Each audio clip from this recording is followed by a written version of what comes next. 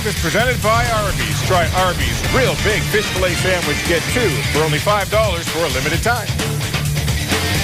Welcome to another edition of Red Wings Live, coming at you from the Fox Sports Detroit studios. Trevor Thompson, Darren Elliott, and Chris Osgood along with you on this Martin Luther King holiday Monday. But the Wings had better not even think of taking tonight off. They've got one of the toughest teams in the West to deal with at the Joe tonight in the St. Louis Blues. Guys, a team like Detroit who is sending 10 guys to the Olympics for their respective countries. Darren, what makes this Blues team so tough? Well, in my mind, it's their blue line. It's their back end.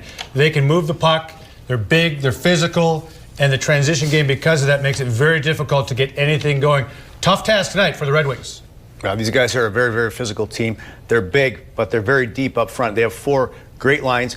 Derek Roy is on the 4th line with 30 points. They have 7 guys with over 30 points in this team, so that's a heck of a lot of guys to look out for tonight, and the Red Wings are going to have their hands full. It will be a challenge. We'll have more to talk about inside the studio in just a little bit, but for now, let's get you down to Joe Louis Arena, where John Keating is all set to take it over from here. Keats, it's all yours, guy.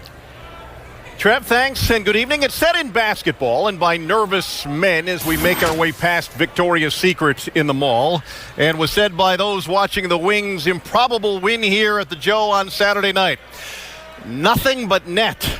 And with the mall thing and the goal thing, there's some major head shaking attached. No further comment from the NHL today about the way the Wings were able to tie the game against the Kings with 26 ticks remaining on Saturday night. But how do you put a shrug in an email? The Wings were in full scramble mode when Nicholas Cronwall's shot went up toward the rafters and into the netting above the glass. Then it tapped Jonathan Quick on the back and it doinked right behind him and in. Doink never had a better usage. It forced overtime where the Wings won in a shootout. And you're thinking a sheepish win? Well, the Wings say bah humbug to that.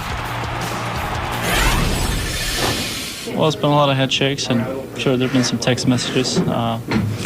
But, you know, what do you do? Have you looked at it a bunch of times? I have seen it. I still don't see where the puck goes, other than going in the net. Yeah, I don't really know what to say about that one. I guess, you know, we saw Cronner take the shot from the point, and then I kind of lost the puck. I didn't see where it went, and then all of a sudden it was in the net. So they called it a goal. I don't know. I guess it's pretty controversial. I saw something where someone was circling it. Obviously, the referees want to get it right. We want it to be right. When they called off the goal, when they say Dan Cleary bumped the goalie in Florida, they didn't get it right. What are you going to do about it? It happened 3 times to us so far this year. The way I look at it, you do good things happen. Is there a rule change that can go in with maybe? You can imagine the displeasure from Kings head coach Daryl Sutter. That was embarrassing for the league, he said. The league's hands were tied by the rule book. Oh, they did look at the play and said afterward, video of the play appears to show the puck hitting the protective mesh. And while the Situation Room examined the video, this is not a reviewable play. Therefore, the referee's call on the ice stands. Darren and Ozzy with some thoughts on the NHL rule book coming up. You make your own breaks, though, right? You can share in the pick for the McDonald's player of tonight's game. The voting is presented by the McCafe Rewards. Text Wings and a space and your player's uniform number to FSDET. Final results later tonight on our post-game coverage. Hey, the Wings get Darren Helm back from the injured list, and you'll hear from Helmer in a matter of moments. That means there's only 7 of them on the shelf right now. St. Louis comes in decidedly healthier, and they just got back from the injured list. Perhaps their best player. And with more on that, we send you downstairs. Lindsay Hayes joins us. Lindsay, good evening. John, the Blues are definitely happy to have their veteran offensive player back, and that in Alexander Steen. He really has had the start of the year a breakout season, but then was sidelined for 11 games with a concussion. Saturday was his first game back. He said it was very tough on him. This adjustment has been a little bit rusty, so expect to only see him playing limited minutes tonight. I just came back after being out for a month, so there's some timing stuff and things like that. But comes back relatively quickly. I think the second half of that game played a lot better, but I think there's a lot more left there. What he does is provide the conscience of our team as far as our discipline effort-wise. He's a great. All of his goals for me come on second and third effort. He's a determined two-way player, but his determination offensively has been what's given him all the goals. And I think over time here in the next couple of weeks, when he gets up to speed, he's really going to help us as far as our ability to stay with it. Dean definitely happy to be back out on the ice skating during warm-ups tonight, but you have to take a look at these impressive numbers. So far this season, he's netted 24 goals. That is 8th best in the NHL right now. Also, his goals per game ratio only second to Ovechkin. And I talked to Jonathan Ericsson this morning. He said he is one of the most underrated players in the league right now. And those two, along with all the other Red Wing Swedes, have a bit of a rivalry tonight, but they are looking forward to then playing together for Team Sweden at the Olympics, John. Another festival of Swede here at the Joe. All right, Lindsay, thanks. She's back with us a little bit later in Red Wings Live. The Wings and Blues coming up at the end of our national holiday tonight. And as we celebrate the life of Dr. Martin Luther King, we'll share a tale of his relationship with a guy known simply as the greatest. That's as we continue on this Monday night from downtown. Games 7 times last season, and 2 were within a span of a week against the Blues. On February 7th, they jumped to a 2-0 lead in the first period on goals by Daniel Cleary and Jakob Kindl, and it was Peter Mrazek in goal as Detroit rolled to a huge 5-1 road win. And the rivalry will never be what it once was. This, the first of 2 meetings this season, and strangely, the Wings and Blues will see each other next in the last game of the season. And now that they're in different conferences, we'll make the background our look around the league brought to you by Xfinity. Detroit and St. Louis shared the same division for 31 years. They're separated by nothing. Historically, each team with 118 wins, and there were 37 ties.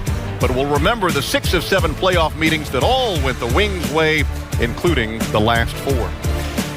Many of you enjoyed the day off, and hopefully you had a chance to reflect on why this day is important, a celebration of the life of Dr. Martin Luther King. Later tonight during our post-game coverage, we'll present a special Fox Sports production on the relationship that existed between Dr. King and the great Muhammad Ali. And here now is a taste of the preacher and the boxer. During the time that Muhammad Ali was having his confrontation with the draft board, Martin Luther King was wrestling with his conscience on the war in Vietnam also. Muhammad Ali's taking a stand really hit Dr. King's conscience. My intention is to box to win a clean fight. But in war, the intention is to kill, and continue killing innocent people. I know Dr. King admired him.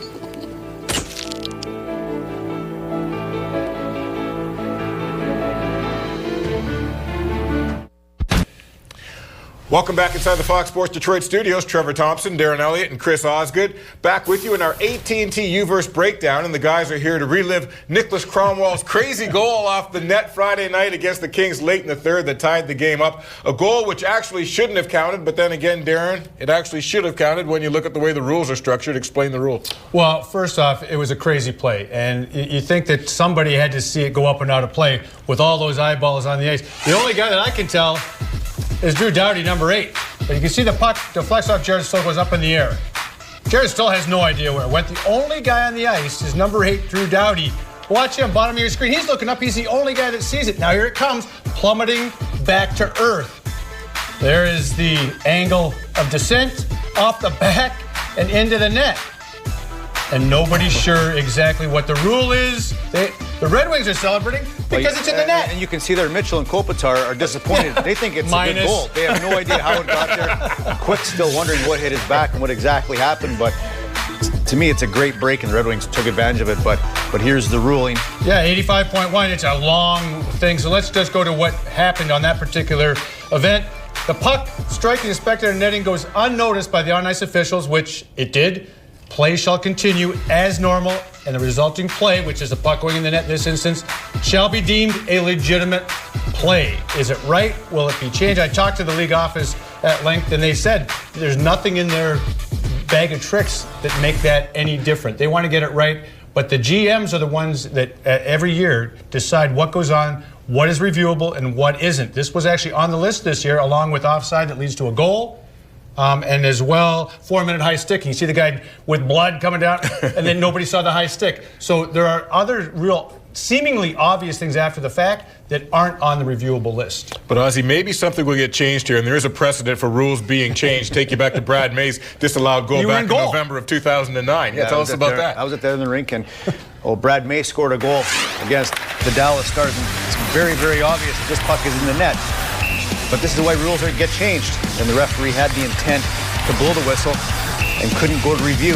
This was the way the rule was. Now they can. And rules like this is what could happen with the ruling with the net off the back of the net. But obviously here, it was one of these situations where obviously it was a goal and it wasn't. And the other night it wasn't, but it was. Right. It was the exact opposite, but very similar.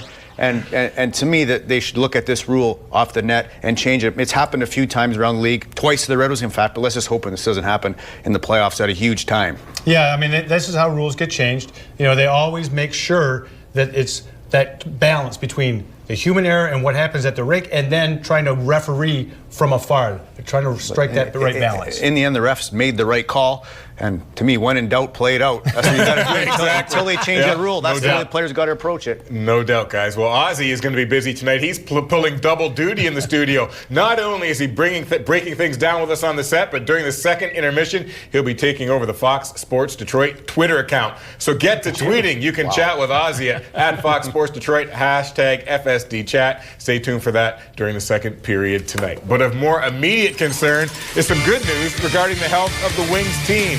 Darren Helm is good to go tonight. The first of many happy returns for the banged-up squad. We'll hear from him next. The Red Wings Live returns in 90 seconds. Stick around.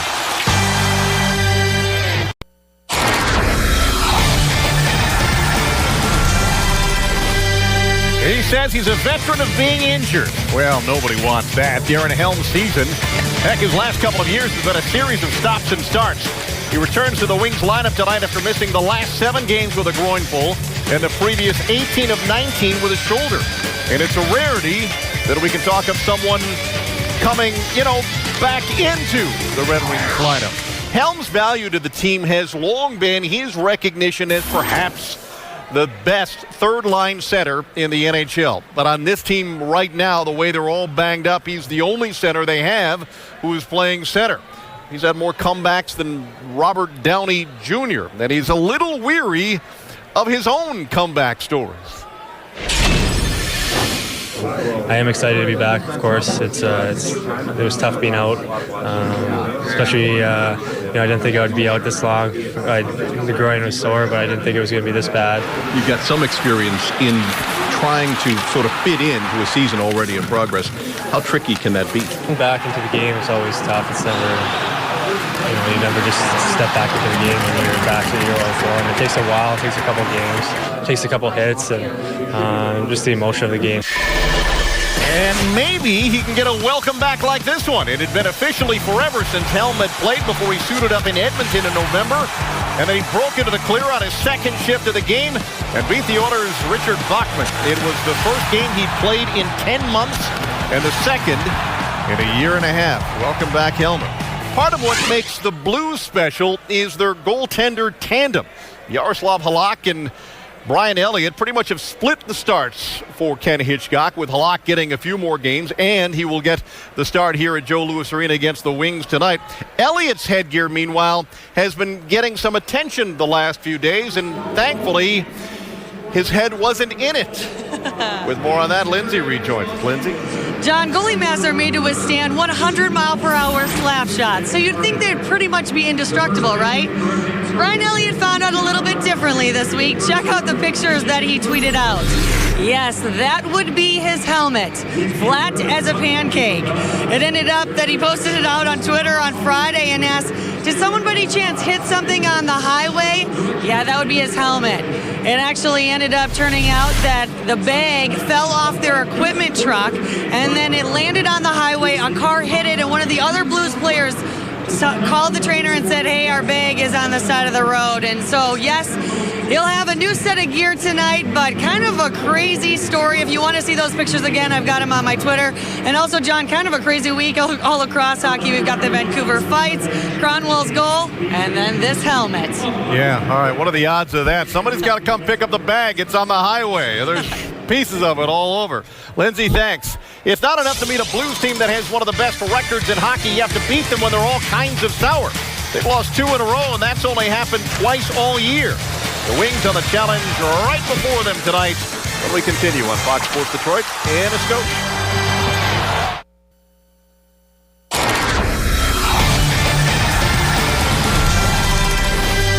The Wings-Blues rivalry had been one of the best in hockey, largely because of moments like this. Perhaps the most memorable goal of Steve Yzerman's shimmering career was the Game 7 double overtime game winner in the 96 playoffs as he beat the Blues' John Casey.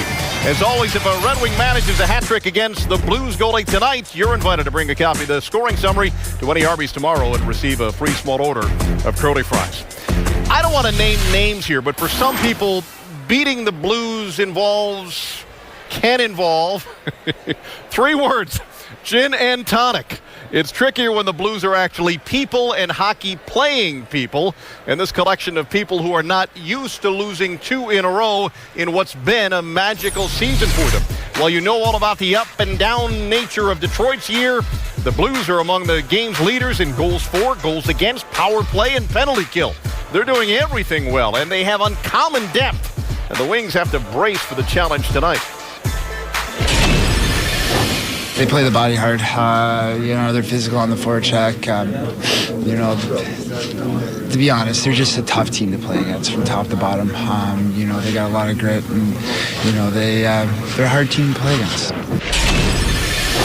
Well, maybe the best back end in hockey, obviously, Bowmeister, Pietrangelo, Shattenkirk, Leopold, Jackman, Pollock. Those are good players. Big and hard through the middle, and Backus and Berglund. Sabatka playing real hard, Roy, so good that way. Good depth on the wings, and Steen and Oshie, real good players. They got good depth, they got a good team, and so they make it hard on you, and they'll be organized as well. So it's a good challenge for our group. We're excited to play them, and we look forward to it. Mike Babcock's guys trying to win 2 straight at home for only the second time all season. This is a very important game. Back to the studio now. Trevor, Darren, and Ozzy. Guys. All right, Keats, thanks a lot. And we're going to start with a former Blues goaltender to talk about just how important tonight's game is. Ozzy. Yeah, you forgot about that. Lest we forget, this guy was a Blues goaltender, but we can say this about every game for the Red Wings from here on out. A very big game, especially when you look at the standings right now. Yeah, important, especially with the lineup they have of teams coming in here. All very good teams, difficult games. And they got the points, the 2 points against the LA King, which was huge. Why? It would have been way down the standings. Not that many points behind Toronto or Columbus, but that's a heck of a lot of teams that you got to leapfrog. And when you have all those teams playing each other, there's points given out every single night. These games are huge. And you're catching the Blues maybe at a really difficult time. They lost back-to-back games for only the second time all season long on home ice. They'll be ready to play tonight. Should be a good one. Darren Helm is back for the Wings. TJ Oshie, an Olympian, going up against Jimmy Howard, who's been red hot lately for the Wings. Enjoy, everybody. Ken Daniels, Mickey Redmond have the call. Chris, Ozzy, and I will see you at the end of the first. Till then, everybody.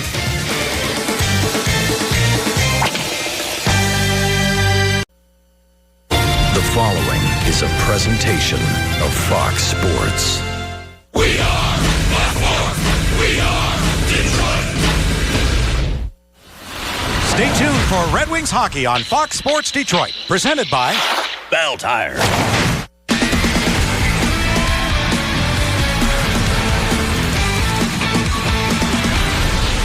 The Red Wings will only go as far as Jimmy Howard will take them, and Howard wasn't taking anything from LA Saturday and told his Olympic teammate to mind his own business, while he gave his own team peace of mind, and his too, with a much-needed shootout win. And lo and behold, look who's back. Darren Helm has points in 9 of 16 games he's played in this season. He's important to the Wings, who want to push for the playoffs. Playoffs?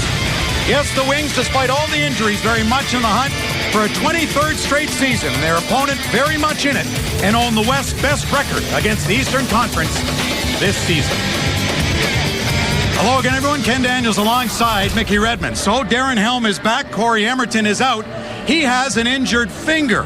So Darren Helm's return is timely, and so too has the play been of Riley Sheahan and Luke Glendening. Well, I don't think we've seen the likes of what's going on here in Detroit for a long time, for sure.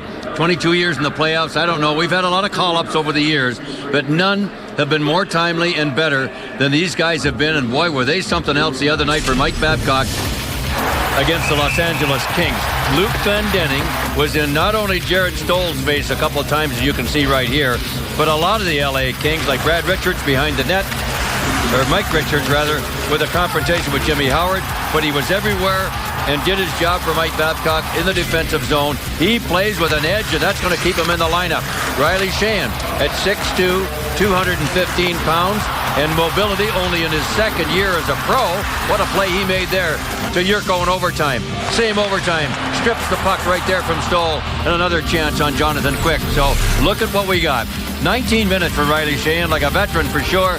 Look at that face-off, 16 of 21, and Glendening only 14:08. Seems like he was on the ice more than that, and a little better than 500, 26 and 27 shifts for the two.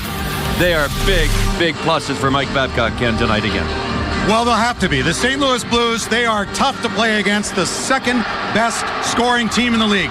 Third best defensively. They've got 7 players with 30 or more points, and that includes their captain and U.S. Olympian, David Backes. Well, David Backes, when he plays against the Detroit Red Wings, it's either Pavel Datsyuk or Henrik Zetterberg. And with Datsyuk out of the lineup right now, David Backes, even with St. Louis having the last change, I don't think Mike Babcock is going to argue. He wants Backes to play against Zetterberg. Zetterberg much smaller, not as strong for sure, but he'll compete hard, and Backes likes to run over people. He's around 100 minutes almost every year he plays. He had an off year last year with only 6 goals in 48 games, but boy is he on a tear this year with 17 so far leading the Blues. If they can get his ire up, it's usually not very good for his game. He's a good hockey player. If he doesn't get out of control, he's the captain of this team and a tough one to play against. Zetterberg might have a long night, but he'll give Backes all he wants. And Backes has a little bit of help now, playing just his second game after missing 11 with a concussion, is Alex Steen. Despite missing all that time, he's second in points on the Blues with 28 and still leads the team in goals with 24.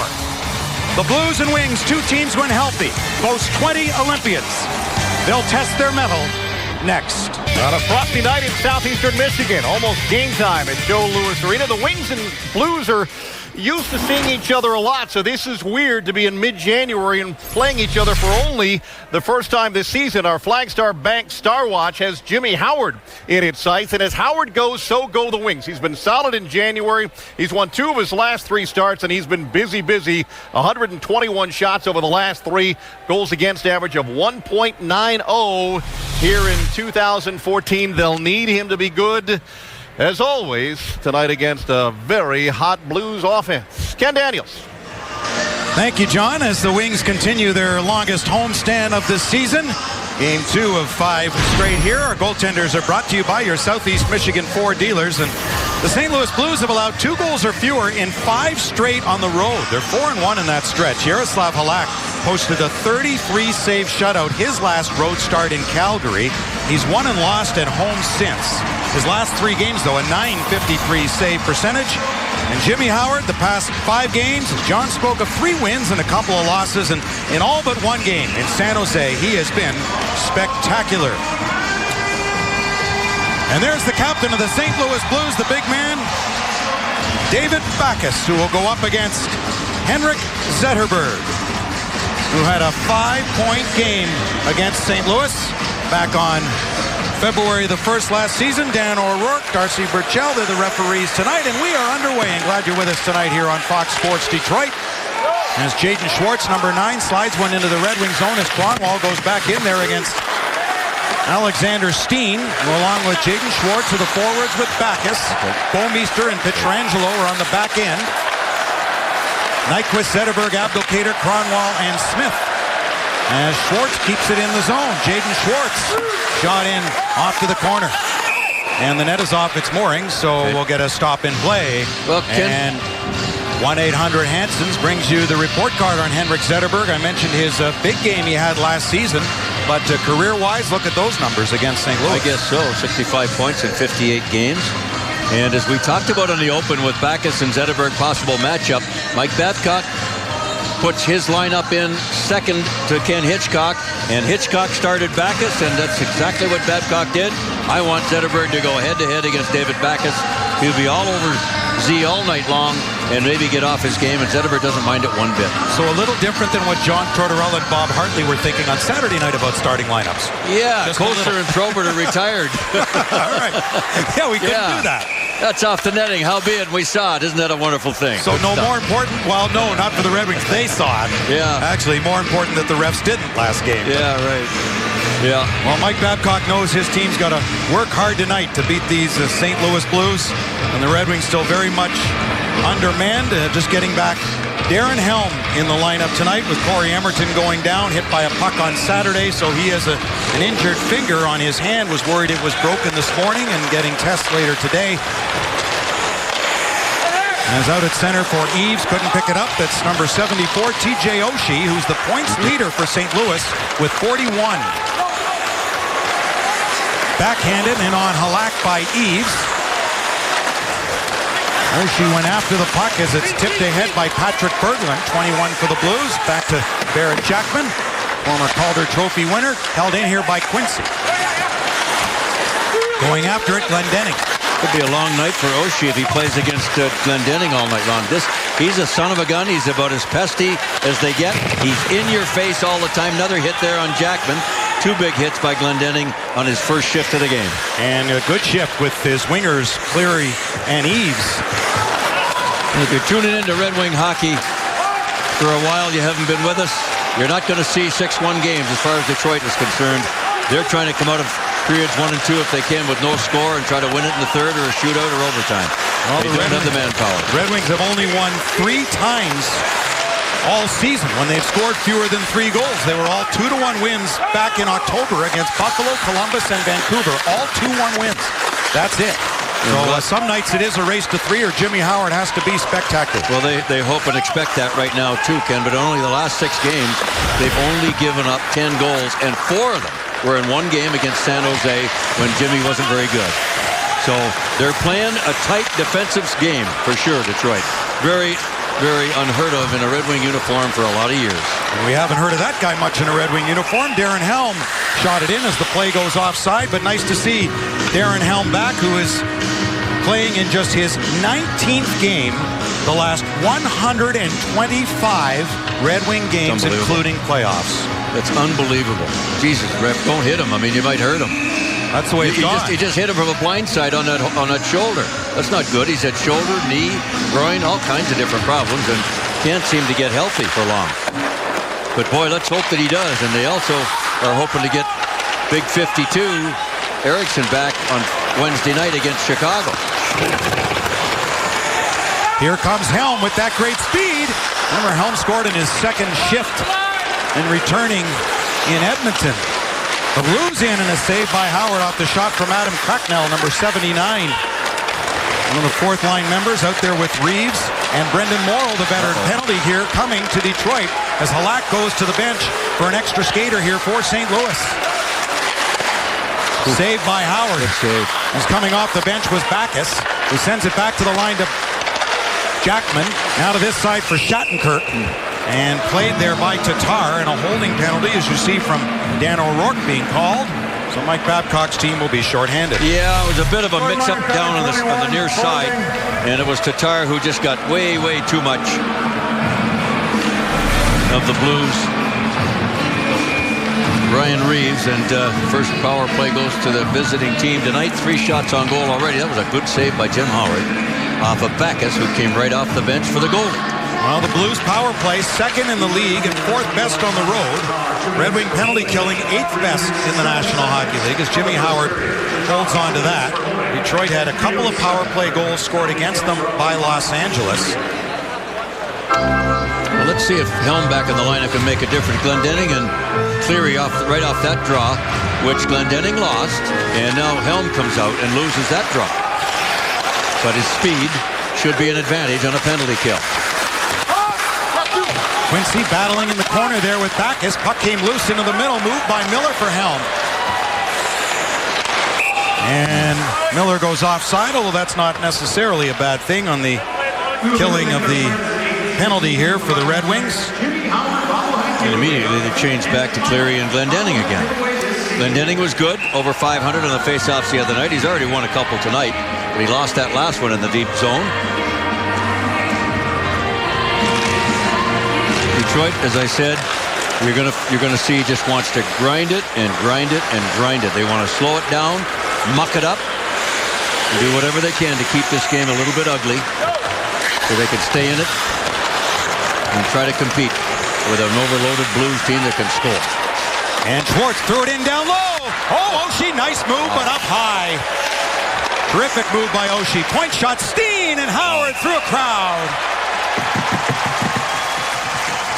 Alex Steen playing in just his second game since coming off the IR January 17th after sitting 11 with a concussion. Well, that's a great chance for Oshie, who's isolated down low. Nice play by Tarasenko. But Jimmy Howard took everything away from him. He had nowhere to go, and he blew it about 4 feet wide of the net. They can talk about that play in Sochi, those two, because Howard's teammate will be TJ Oshie, another U.S. Olympian. Oshie has 3 goals and 4 points his past 3 games, including a penalty shot goal as the Red Wings win that faceoff and get it down the ice.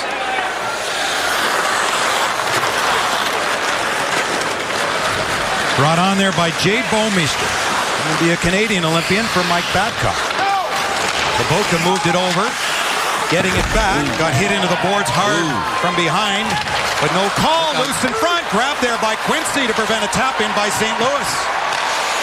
Well, that was a break for Detroit, I think. On that hit from behind, or a partial hit, Sabotka stayed down a long time, hoping to get the call. Seemed to be far enough away from the boards, though. The Kaiser going in to lift the stick with a half-minute remaining in the penalty to Tatar. And whacked off the glass by Conwall and down the ice. Halak out to play it. And we'll watch for it tonight. Yaroslav Halak is not a good puck-handling netminder by anyone's estimation. And I would think Darren and Chris will be talking about that tonight, too, if it comes into play. There's a point shot. Ricocheted right back to Shattenkirk again. Knocked out of the air by Cleary. Shattenkirk threw it toward the goal. Bounced over to Backes as Tatar's out of the box. Red Wings return to full strength. Shattenkirk able to keep control of the puck. And then Steen shot off to the near side. Chopped at there by Cleary to center.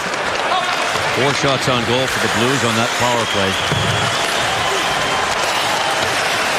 Cleary stood up Jaden Schwartz at center ice. Kindle angled around for Nick Conwall. Conwall having a nice offensive season. Henrik Zetterberg, the Red Wing point leader with 38 out there along with Abdelkader and Nyquist. That's Roman Polak, number 46, shoots it in. Going after it is Oshie. There first was Kindle. Oshie's got it though for St. Louis. Comes to the near side. Polak caught up to it. Good save. Howard rebound and Kindle tied up his man well enough as Harvey couldn't get an opportunity to get to that puck, the former Oiler. Zetterberg stops inside the line, threw it toward the goal wide of Halak.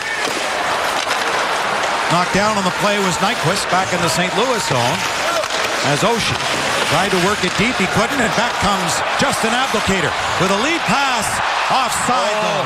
Gee, whoa, was that close? They don't like it here at the Joe. Lots of chances for the Blues. 8-1 shots on goal. Back in a moment. Well, breaking news, Ken Daniels suspended 15 days and no pay. That's funny. It's Tortorella. I'm the better looking brother. When you had the beard going, you two could be twins. Yeah. Well, he thought he was better looking. But Big John went down the hallway the other night after that confrontation in Vancouver with Calgary, and not the right thing to do.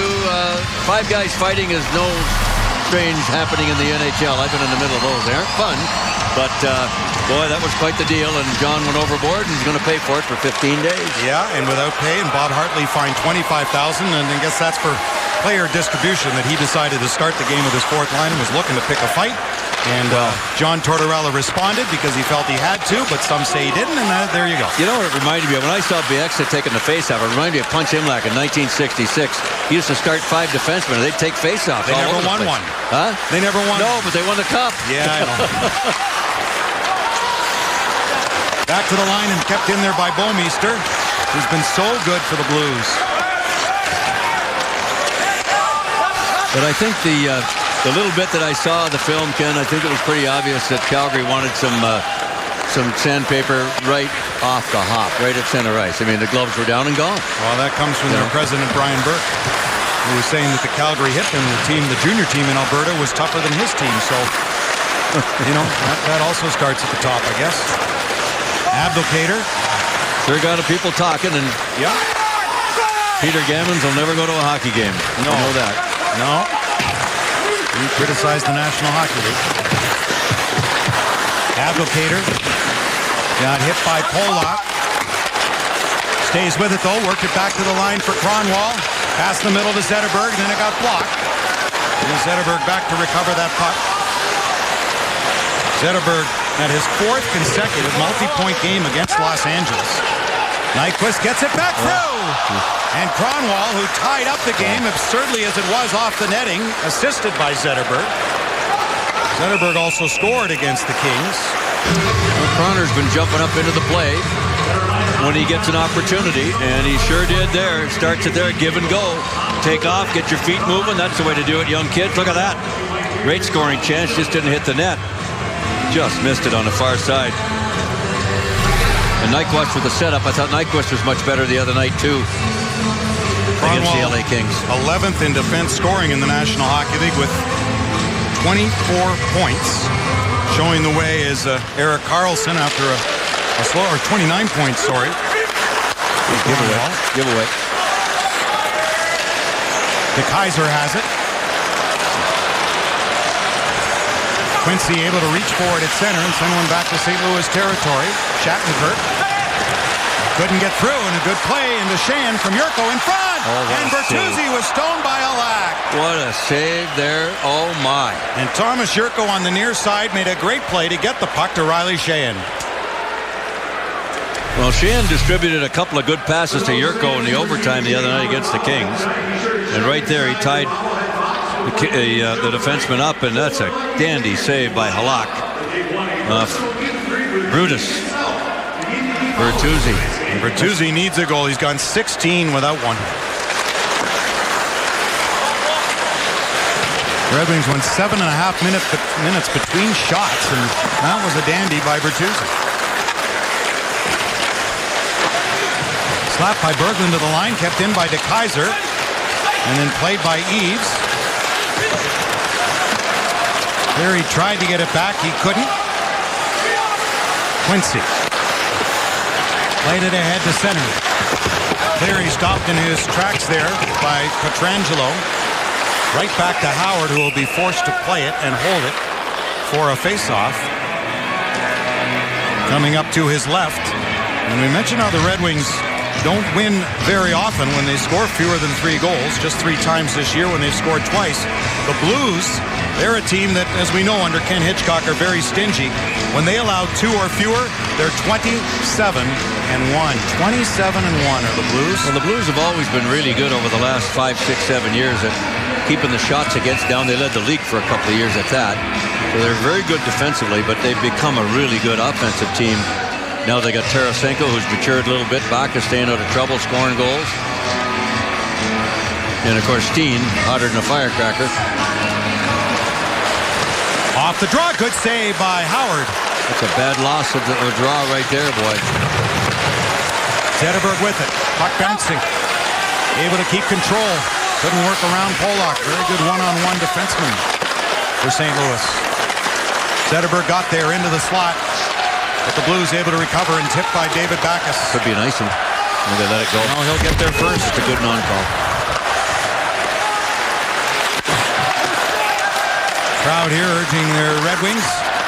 We approach the halfway point of the opening period. Red Wings coming off the victory. The Blues have lost their past 2 games, both at home. 4-1 to Los Angeles, 3-2 to Anaheim. The first back-to-back home losses of the season for St. Louis. Without a play? No. No, we're not sure. Not sure. Well, to the league's credit, I mean, they admitted their mistake, and look at that down the road. Well, there's not much you can do. Loose in front. Good play by Helm. Yeah. That was a good play by Helm. Made a save the goal. Helm's got the puck now, but then gave it away. Puck didn't get out. Now to the corner and in behind for Kindle. Dropped it off to Lashoff. He got sandwiched. Hit hard first by Morrow, and coming in was Cracknell. It's a good hockey name, Cracknell. No kidding. Big Reeves out there as well. He likes to mix it up. Helm with a shot. Oh, Halak shot. Good save. Doesn't know where the rebound is. With the aforementioned Cracknell will clear it to center ice. And the Red Wings to Kaiser right back in.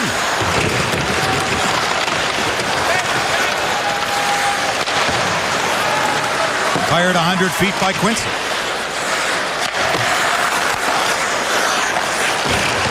That could be icing. No. Yes, it will be. No. They're going to let her go. Yurko able to tie up his man, but it's the Blues who get it back to the line for Pollock. The shot off a body in front. Oh, and Howard came over. Great chance. They score on a wraparound try. Payarvi. It's his 4th of the season to make it 1-0 St. Louis. Well, he probably could use a break, and he got one there off of Jimmy Howard's skate and leg back into the net. But again, that was an icing that could have been called, maybe not, and they got possession. And there's a... He got halfway through a wraparound and let it go. A good save there, and then the puck's in behind. And by the time he gets turned back around, watch his right leg. Right there, right pad. Just an unlucky break for Jim Howard and the Red Wings. 1-0 St. Louis. And Payarvi may have been a scratch tonight, but for Vladimir Tarasenko, their fine young Russian player who dazzled against Detroit in a few games last season, he's out with the flu. Well, he's not in their lineup tonight, so both teams missing some pretty impressive Russians, and the Red Wings more so in that department without Pavel Datsyuk, who's not close to returning yet. Look at Chris Stewart. He Glendening. We tried to get Glendening to go, and he just threw a shoulder at him, surprised him. Brendan Smith passed across for Cleary and just too far. Cronwall moved up. He laid the body into Stewart, who's been known to hit a few in his time too.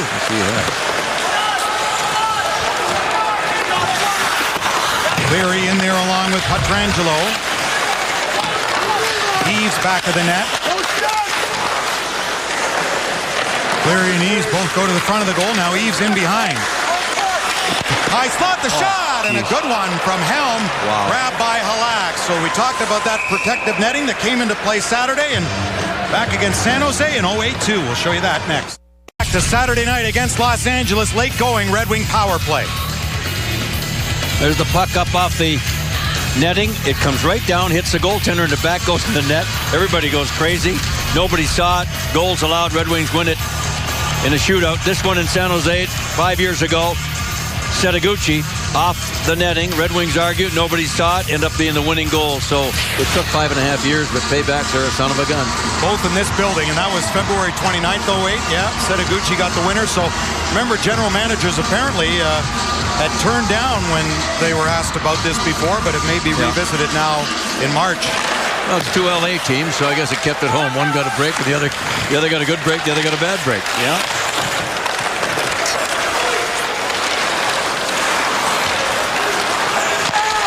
Here comes Eves. Takes the shot wide of Halak. Eves tried to center one for Glendening.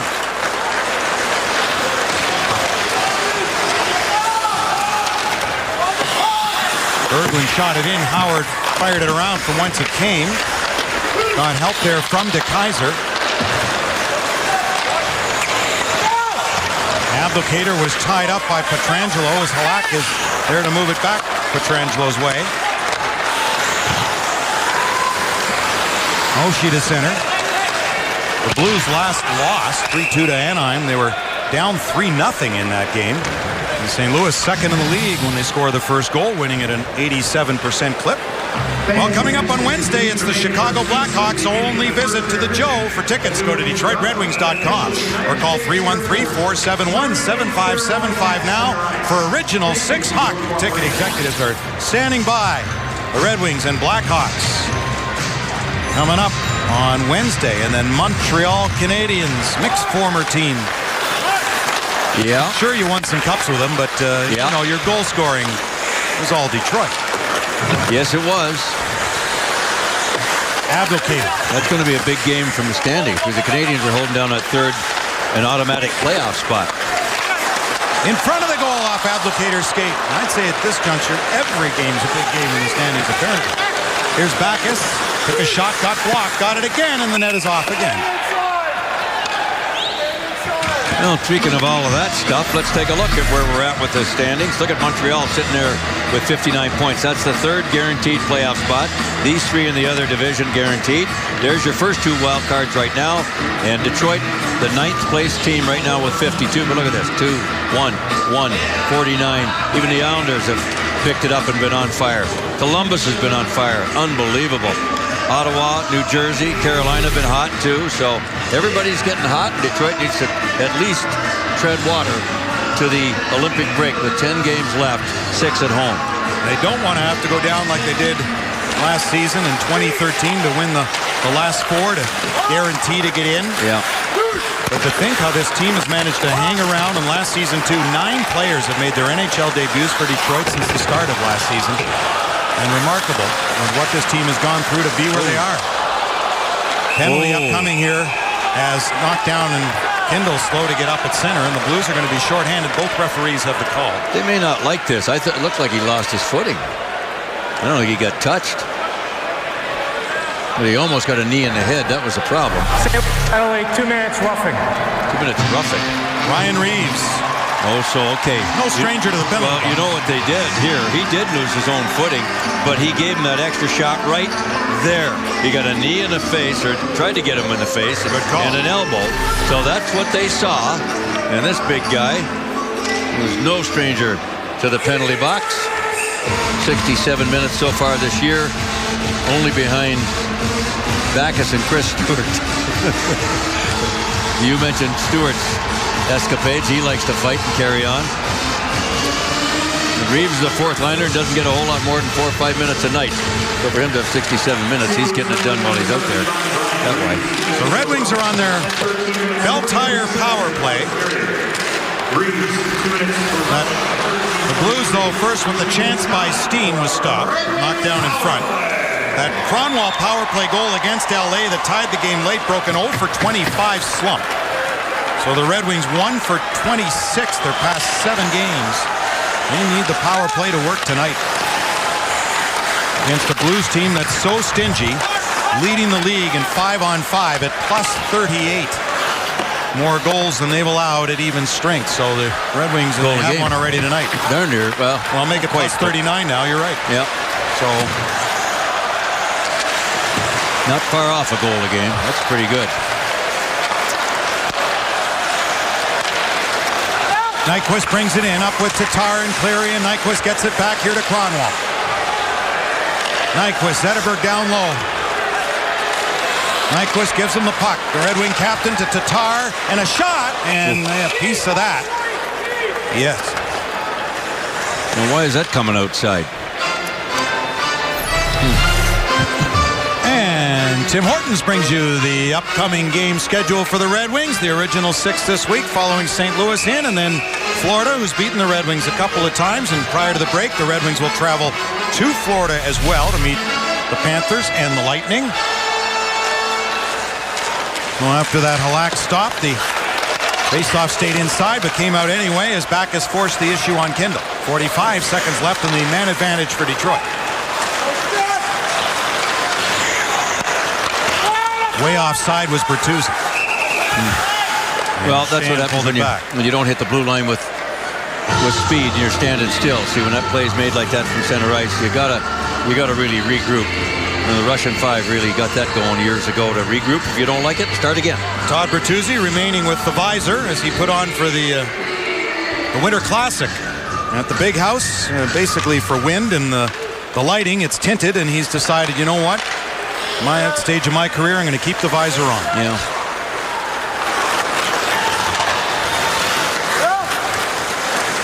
Yurko shoots it in. One of those who will have to keep the visor on. Those who come into the National Hockey League now must have facial protection as the grandfather applause in. The players wearing facial protection in the National Hockey League. It'll be like Craig McTavish when he was last to go without a helmet.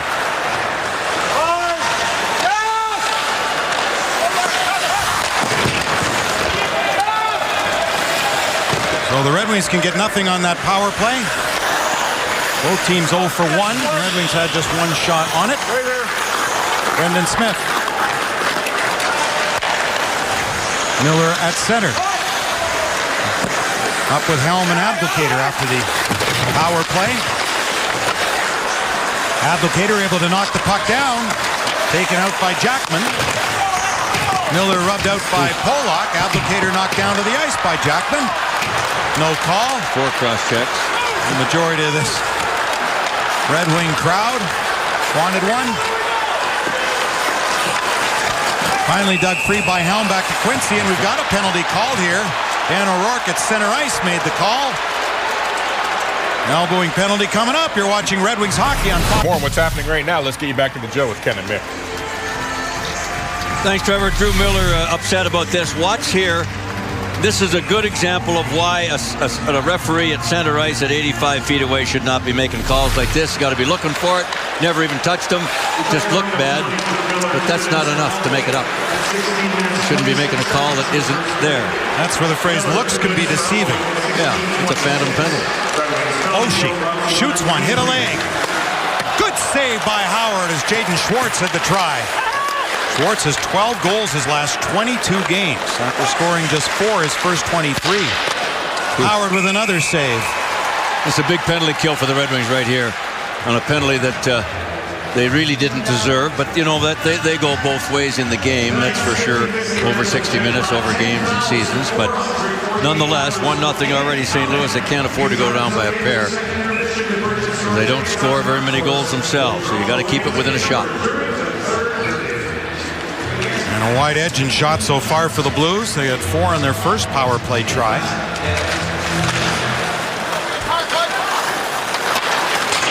Another face-off win for Detroit, and down the ice by Quincy.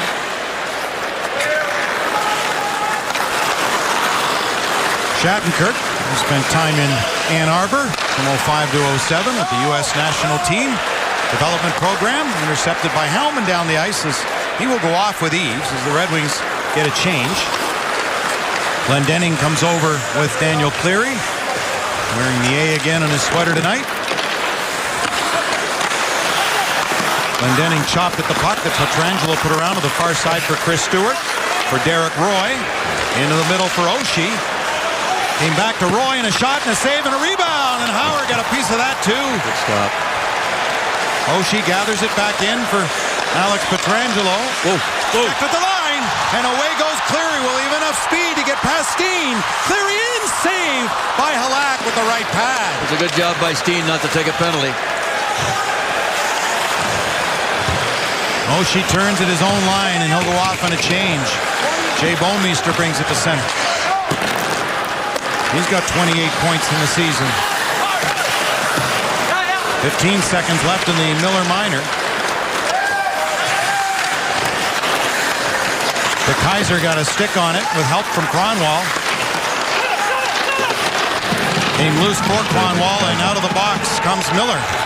He'll join the attack here as Helm brings it in.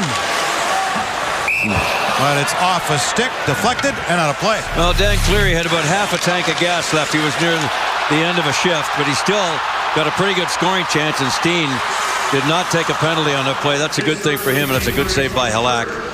And Jimmy Howard earlier in that power play, right pad save, and look at Oshie with that beautiful big opportunity, and Lashoff may have saved a goal there, and Howard got that with his right toe.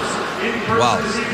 19 shots for the Blues, and they will be happy to be up 1-0, but they're feeling they should be up by more than that. And 9 of those 19 shots have come on their 2 power plays.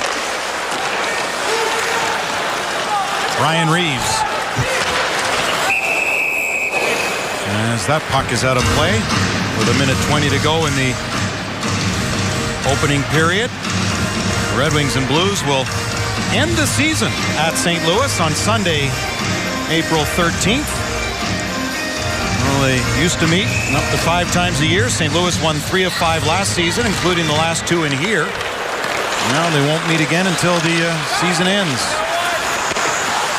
That's not a bad thing, the way these Blues have been going. No, it isn't.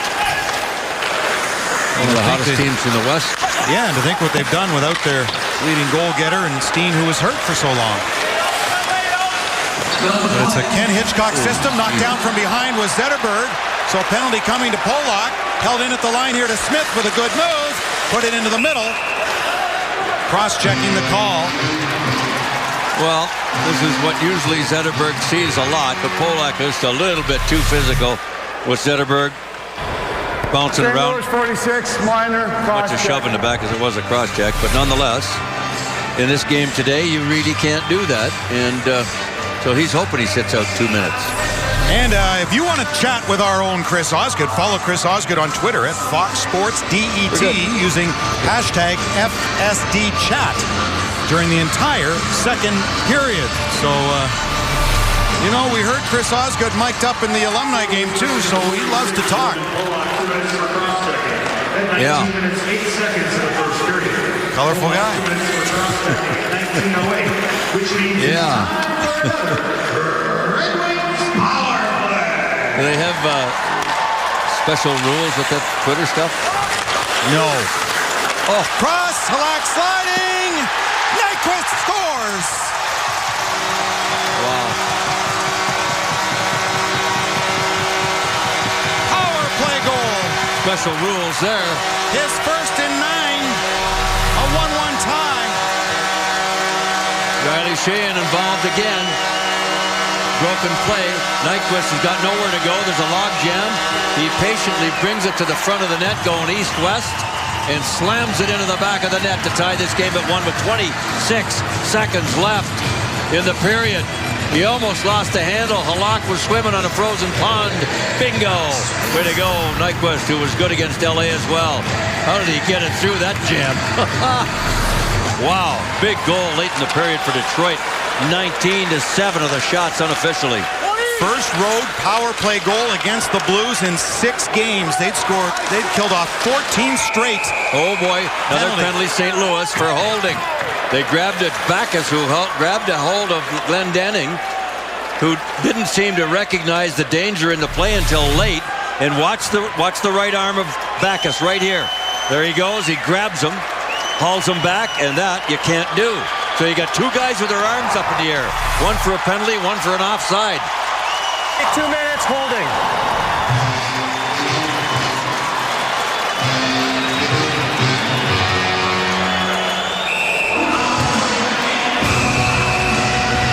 So with officially 14 seconds left in the first period, the Red Wings, who have a Beltire power play goal to tie up the game at 1 from Nyquist. At 19:34, his 6th of the season. Blues control the faceoff, and that should do it. For period number 1, in which St. Louis has 18 shots. They've taken 1 away. 18 shots, Detroit 7. But they'll go to the dressing room tied up at 1. Nyquist scoring from Sheehan and Zetterberg in our Ram first intermission. Gustav Nyquist. We'll chat with John Keating, and Chris Osgood will be busy during the second period, and right now he'll be busy in intermission with Darren Elliott and Trevor Thompson. All right, Ken, thank you very much. And this intermission report is presented by Ram Trucks, engineered to move heaven and earth. Guts, glory, Ram. We're tied at 1, after 1, down at the Joe. Darren, your thoughts of the first 20 minutes of play tonight? Well, all I can think of is Jimmy Howard playing splendidly yet again. And the other thing is you take advantage of your opportunities on the power play. Good period, you hang in, and you get on the board late. Good stuff. I think the Red Wings handled the physical play of the St. Louis Blues very well. A couple times they even took it to the St. Louis Blues physically and got the puck to the Halak, who, for me tonight, that's a big advantage for the Red Wings, having Jimmy Howard versus Halak, who Jimmy Howard's going to give them a chance. Obviously, the first period, great. They got to get pucks on Halak. That's the key to the rest of this game. Ozzy, Blues physical play is one of the things we talked about leading into this game. Are they playing the type of game you expected to see from them? Oh, for sure. They play the same way every night. They play hard, and they got a big, big team. Very similar to the Los Angeles Kings. Red Wings are used to this as of late. Teams finishing checks every time they get a chance. They hit in-your-face type of hockey. There's not a lot of room out there against these big St. Louis Blues, but they make things tough when you play physical. The Red Wings have done a good job, though, of skating, getting the puck deep in the St. Louis zone, and taking the physical play to them. But they can expect this for the next 40 minutes. Right, there's no easy ice, so you have to create offense by initiating contact. Yurko with a good play gets it to Sheehan with good support out in front, and Bertuzzi is robbed by Halak, but you're exactly right. You want to do this kind of thing all over the ice in the offensive zone and flood the front of the net because Halak, I agree with you, he's as lucky as it gets sometimes. An applicator, hold on to the puck. You're going to get abused, but if you're going to create, you have to hold on to the puck. Put the puck to the net. And St. Louis gets frustrated. They're used to being the hitters, not taking the hits. Right. And over time, if the Red Wings continue to do this, frustrate them, maybe you'll bait them into taking more penalties than they already have. And you saw that power play goal looked very reminiscent to the play earlier. Yurko 5-on-5, that was 5-on-4. They were able to get outnumbered at the point of attack and get the goal. And the guy who scored that power play goal, Gustav Nyquist, his first in 9 games. He's standing by with John Keating for a chat after the end of the first. Guys. All right, Trev, thanks. We know this about Gustav Nyquist. He's a very patient man, and your patience was required on that power play goal. Yeah, I almost messed it up there. Probably could have shot it right away, but it bounced a little bit on my stick. And fortunately, I went around him, and I was able to put in a... Your team really needed a power play goal just to get going in that aspect of your game a little bit. Yeah, for sure. And I think we got a lucky one with Croner last game. I think that counted as a power play goal. So hopefully that one and this one gets the power play goal. All right, you're 1-1 against St. Louis, one of the best teams in the NHL. You haven't had a chance to see them a whole bunch, but how important is it being even with them after 20 minutes? Well, it's obviously big for us playing at home. We know they're a great team. They're a big team that can skate as well. So it's a big challenge. But we got to keep playing the way we've been playing the last few games here, and hopefully another good game at home. Great goal. Keep it going. Thank you. Gustav Nyquist and the Wings find themselves tied at 1 with the Blues after 1. T. Indeed, John. Gustav Nyquist for the Red Wings, Magnus Pajärvi for the Blues. 1-1 after 1. Highlights are next as the intermission report rolls on from the Fox Sports Detroit studios after you watch this. The Blues and Wings, former Central Division foes, butting heads for the first time this season, and the Wings have a great chance here. Thomas Yurko on the forecheck to Riley Sheehan, who feeds Todd Bertuzzi, but Yaroslav Halak is there for the save, has Bert muttering to himself. Scoreless at that point in the game. Now it's the Blues' chance. Jimmy Howard makes one initial save from the blue line, but Magnus Pajärvi picks up the scraps, banks it in off of Jimmy as we look at it on the replay. That's good. 1-0 St. Louis with a brief lead to the latter stages of the first. On the power play are the Wings. The puck goes off the stick of Zetterberg to Nyquist, who takes his time, finds the back of the net, his 6th of the season. They're tied at 1. Much more on the intermission report after this.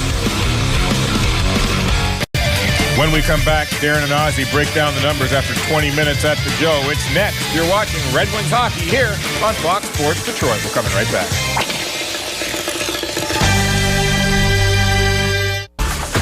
Time now for the Xfinity Home Defense First Period stats. Darren, what jumps out at you? Stay out of the penalty box if you're the Red Wings. Very potent-looking power play. Second in the National Hockey League. 10 shots on goal. They look good. Jimmy Howard looked better.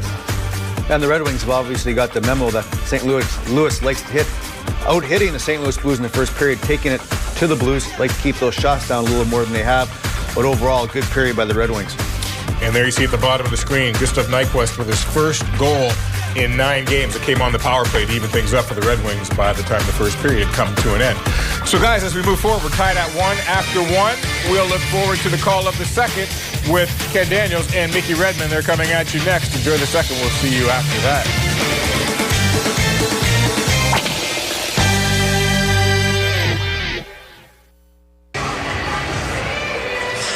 Well, David Backes will start the second period in the penalty box.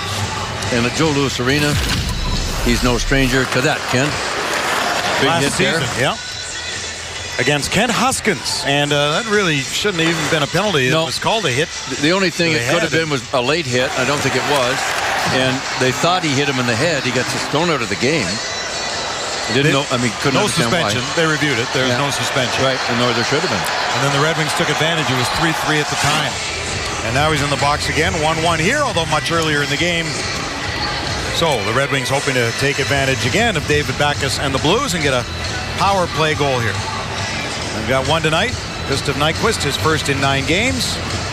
As I said to you in the open, if he can keep his temper under control, because he can get out of control, then he's a good hockey player. And Mr. Glendening, who has got a habit of getting under people's skin. The hit on T.J. Oshie. He's got the ire of Stewart, the big tough guy for St. Louis. Here he gives him the shoulder before he got hit. And that is why Glendening Gonna have a hard time coming out of the lineup. There's the penalty there by Bacchus late in the first period as we get set for period number 2 of a 1-1 hockey game.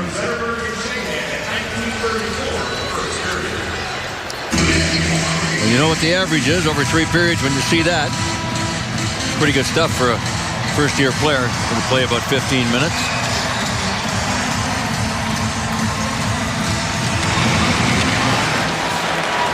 So the Red Wings in a belt-tire power play to start the middle period. As Cronwall will lead things to center for the goal scorer, Nyquist. Checked at the line, though. Stripped the puck by Oshie. Catching up is Berglund. Oshie cuts to the middle with a good save by Howard off a good shot from TJ Oshie. That was a creative scoring chance by Oshie and a dynamite save by Jim Howard. Wow. Cleary on the wing for Zetterberg. Cronwall.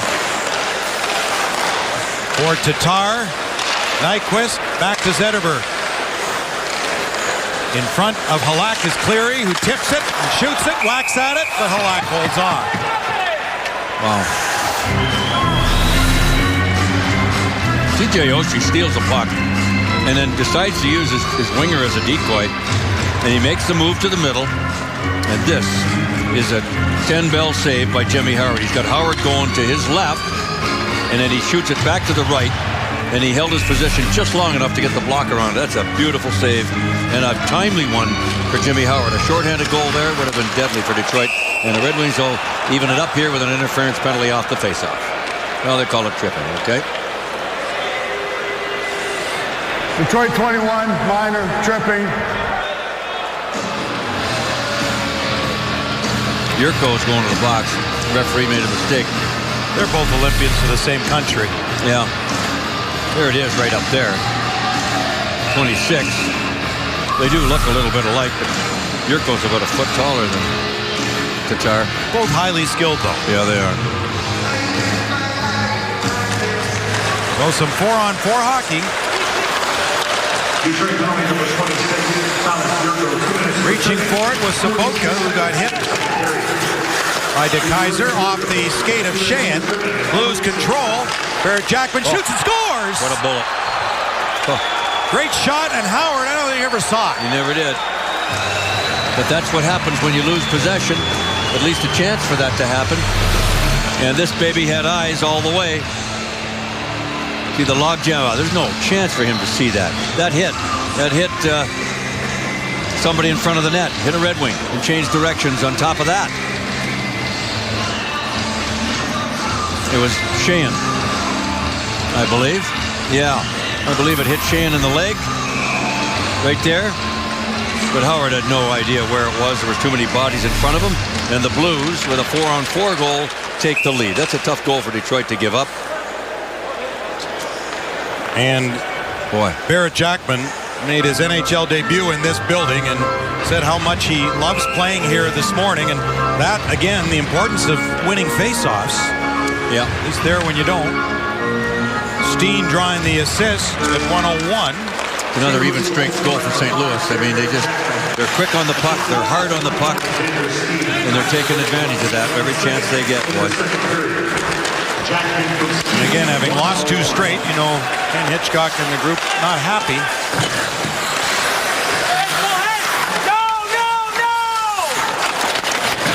That meant no on a hand pass. The referee. Team still 4 aside here. Berglund turning with it. Bouwmeester. Howard the save, not sure where it is, but he's got it. Well, this team is hard to get the puck away from when they've got it, St. Louis. They're big, and bigger. They have a lot of big guys, not too many small guys. And when they even strength, especially 4-on-4, they protect the puck well. That was deflected in front of Jimmy Howard. Look at that thing in behind his right heel.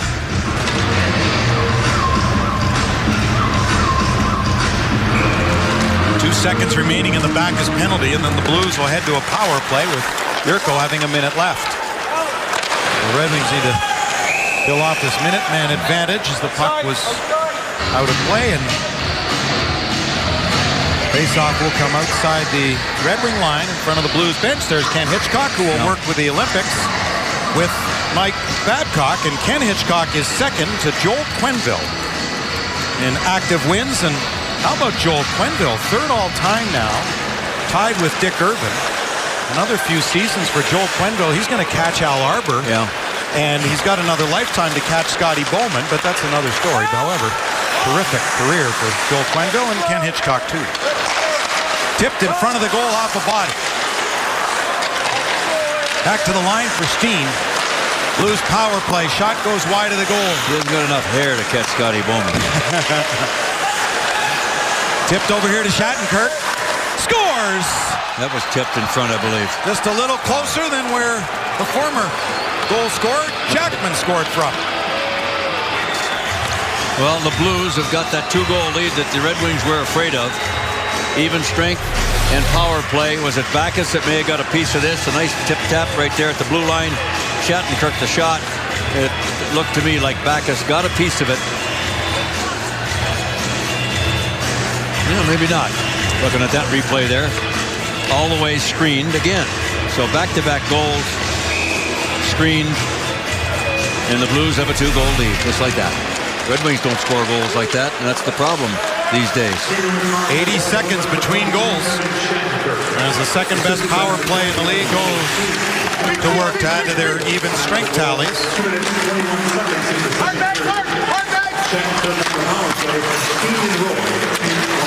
Steen and Roy assisting at 2:21 on Shattenkirk's 7th. Boy, the Blues have a high-scoring defense group. And you could see it with a couple of goals right here from Shattenkirk and Jackman. That's a bonus. Brought in by Magnus Payarvi. Dropped one back to Stewart. His shot Howard will hold off the 15-goal scorer. And the Blues, second in the league in goals for, third in goals against. The power play and penalty killing, both in the top 5. And that's why they're in the top 5 teams in the NHL right now.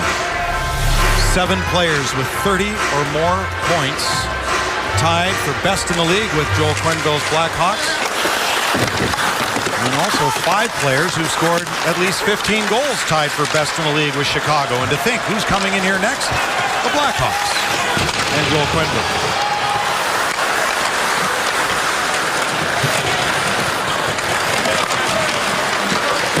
Stick came up on Helm, trying to get to it. Knocked away. Good work here by Miller. Helm reaching in, got it back to Tatar, who got dumped. Cracknell forced back into the corner and lost it. Comes back to the line here to Kindle. Look for a redirect. He got it, and Tatar's shot just off the side. Good control by Helm and a backhander block. And the Blues will bring it ahead. Pietrangelo. Losing control at the line was Cracknell. Got a shot, though, that was blocked by Kindle. Jackman threw it wide of the net. In behind here for Reeves. Interference on St. Louis coming up here. And the Red Wings are going to go to a power play, and Brendan Morrow's going to go to the box. Well, he doesn't like it at all, and a lot of people might agree with him. But St. Louis penalty, 2 minutes, interference. You know, the body language kind of gave him away, that's for sure.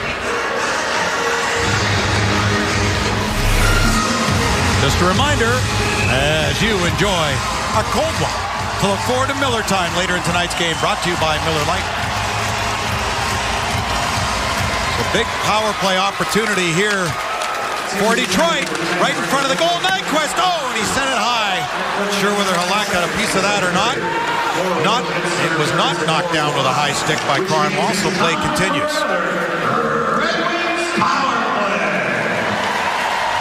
Red Wings 1 for 3 on the power play. That's so they got the just a Nyquist goal. He brought it into St. Louis territory, and Kronwall threw it across for Henrik Zetterberg. Zetterberg was hooked. Another penalty coming to St. Louis. Oh, boy. Well, statistically, this is why teams win more than teams don't win. St. Louis's power play is 24%. On top of 24%, There's that dreaded hooking call in the NHL. And the Red Wings are only at 16%. So it can win you games and lose you games. And if the Red Wings ever needed their power play to convert, this is the time. 5-on-3 for a full minute and 27 seconds. They must score here. And they do get the face-off and with control. Nyquist has to scamper back to pick it up. Gives it to Zetterberg. Kronwall has it now, left side. Down low for Eves. Back to Kronwall, the shot. Hit a skate. Bertuzzi off to the side of the goal. Zetterberg walks it to the middle. Now to the other side. Down low to Eves, to Zetterberg. Shooting! Missed the target. Kronwall, right point. Zetterberg, face-off dot. Kronwall shooting! And Halak's got that. Well, obviously the Red Wings are choosing to bring the guy into the top slot and rip it instead of going down low. Look at here. Hold it tight there, guys. So you've got 3 men. When you've got an advantage like this, usually teams will go down here, try to get the open guy in the back door. But Detroit's doing this. Bing. Watch for something different here in the second part of this power play. We got to try to get it down low. Good battle there by Zetterberg as the Red Wings keep control. Nyquist. Kronwall. There it is. Kronwall with it again. Zetterberg now left side. Hit a stick on the pass across to Nyquist. Flipped one back. Kronwall in the backhand. Skates it across now. Fakes the shot. Zetterberg passed instead of shooting. Trying to get it out was Oshie. He couldn't. Bertuzzi hustled in. Nyquist, good work. He's got no. Zetterberg's open. There it is. Down low, back in front. Oh, and batted away as Polak was there, and it's cleared. Bertuzzi with another stick after his was broken. Nyquist hustling over. Off the glass, kept in by Zetterberg. One penalty over. Morrow out of the box. He's on Kronwall as Zetterberg's got it. Passed across Nyquist, just too hot to handle. So 5-on-4 now. Shot just wide. Bertuzzi trying to get there. Eves gave it to Nyquist. Kronwall from 60 feet. Nyquist flips one back to him. Jeez. See that contain coming. It. See that coming. Kronwall carries back in now for Nyquist. Penalty over, so the Blues back at full strength. For 127 on the 5-on-3. Red Wings couldn't make it happen, nor in the 5-on-4. Remains the Blues by 2. Approaching 7 gone in the second period. Oshie will dump it in. Steen will go after it. Lashoff first. Or Quincy, rather. Moved it ahead. Sheahan. And ahead for Tatar. Sheahan goes in after it.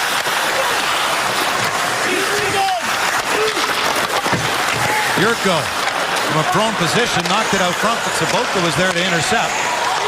And the Blues, Stewart stops inside the line. Rink wide for Magnus Pajärvi. Pajärvi out front himself and off the side of the goal.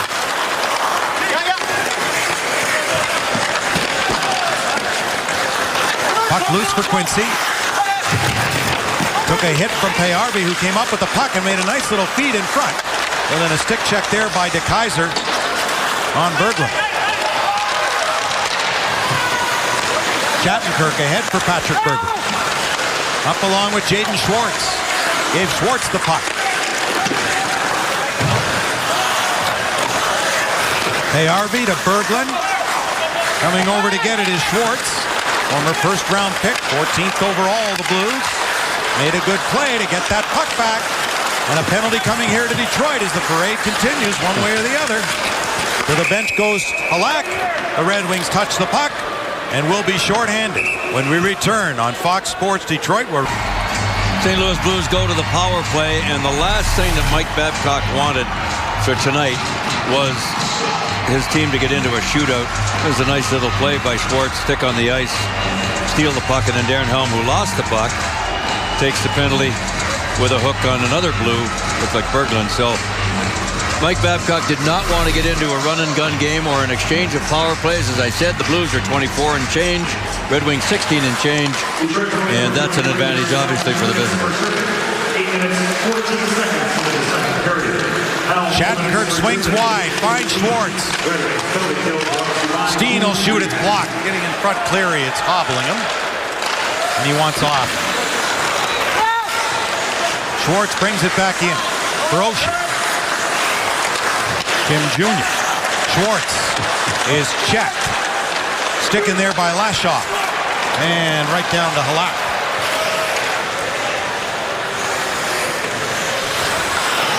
We'll leave it for Kevin Shattenkirk.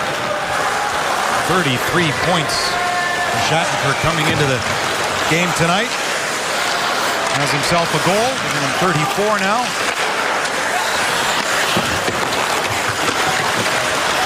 Kronwall got a stick on it.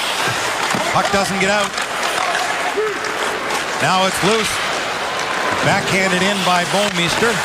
Played in behind the goal. Sobotka colliding there with Kronwall, who's slow to get up. He looks hurt. He's bent over in front. He got interfered with. That's what he's complaining about. He's going to limp off. Ooh. Loose back of the goal, wrap around. Oh, and it stayed out. Wow. Eves, what an opportunity. Good hustle by Patrick Eves, but the puck just wouldn't get over the line for him. No. Derek Roy. Tap back here to Bouwmeester. Petrangelo back to Sobotka. Bouwmeester shooting, that was blocked. Quincy blocked it. He's hurt too. Cleary blocked one. He was hobbling. Kronwall. And Quincy and Lashoff able to get it down. Halak to play it. He got in trouble one of the games at home, playing the puck just like that, the corner. Well, on Eves' try, he went to play it, but he realized it was outside the trapezoid and had to leave it. You mentioned he's not a great puck-handling goaltender. He and Brian Elliott, both unrestricted netminders at the end of the season. So the Blues have some decisions to make. And the Red Wings have a bouncer go in, the Blues do on Howard, and they'll hold on to that.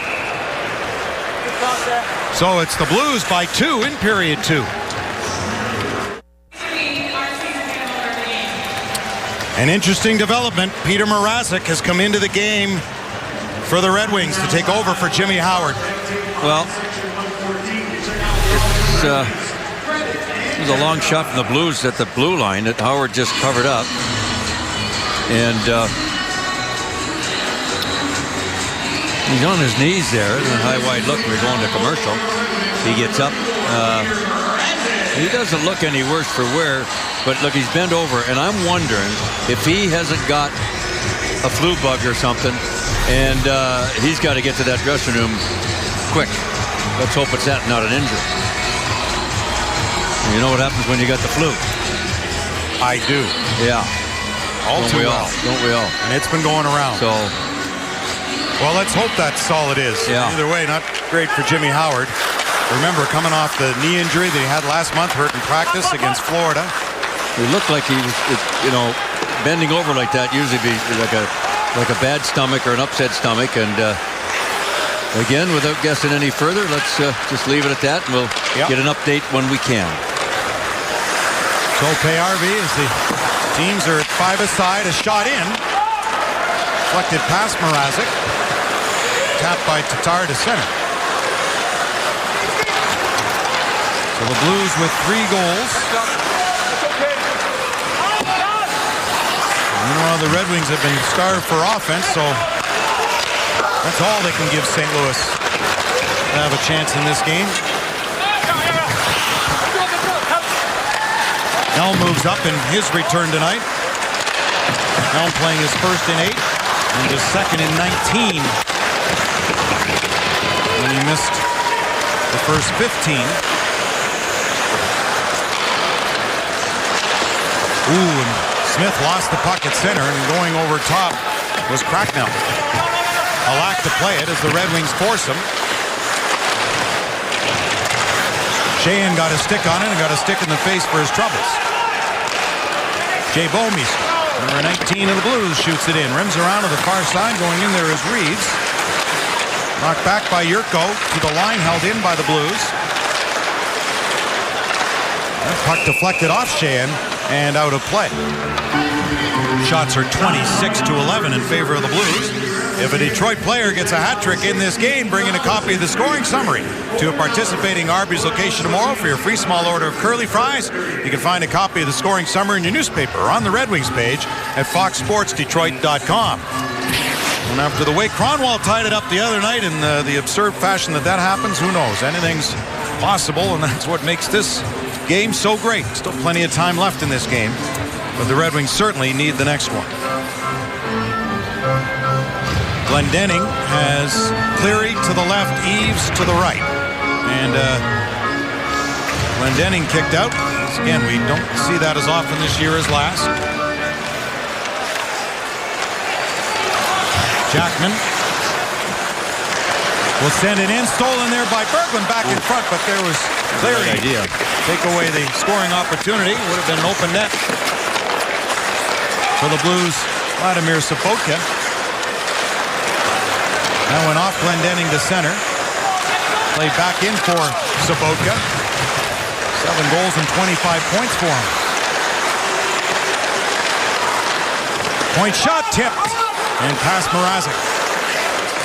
TJ Oshie. As the Kaisers tries to stay with him and then pushed down to the ice by Glendening was Oshie. Sobotka came in. De Kaiser careful not to hold. Get that stick down. You hear that from the referee. That's good. That's good. They've called enough, they're saying. We don't want to call anymore. Just out of the corner is Berglund. Steen in front. Alex Steen's had 6 shots tonight. 3 quality chances for him. And he has it there. Bouncing puck to Kaiser, slapped away. Sobotka at the end of a lengthy shift will head off. Jaden Schwartz moves in on the forecheck.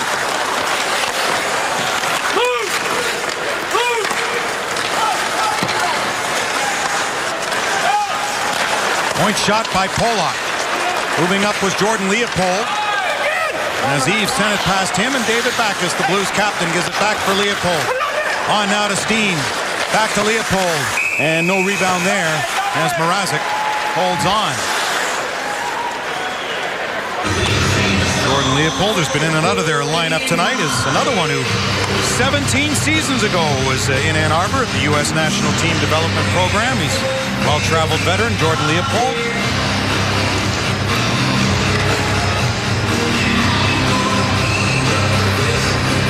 Some good offense to his game.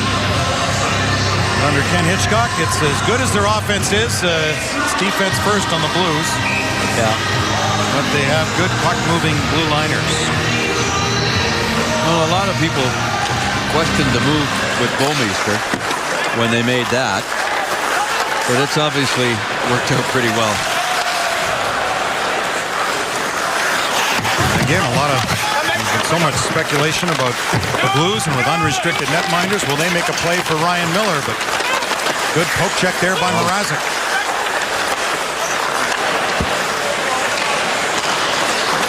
Turnaround shot goes high. And Derek Roy let it go. Abdelkader tried to work, couldn't. As Stewart stole it. Roy tries to center it. Pietrangelo with the shot. Now Bouwmeester's got it. Angled, came right off those lively boards. Stewart to the side of the goal as Payarvi goes after it. Back for Stewart in front of the goal to Roy. And Mrazek will hold on. Fans get a little antsy here at the Joe. We'll be back. Thanks, Trev. Well, Peter Mrazek hasn't played a whole lot in his National Hockey League career, but he did win his NHL debut February 7th against these St. Louis Blues. Won that one and then lost at Minnesota his next outing. He came on for Jimmy Howard here in the second period. Howard left on his own and not sure why. Went over the stick of Leopold. Seeing Red Wings leave a game is not unheard of this season. Abdelkader. Save made by Halak.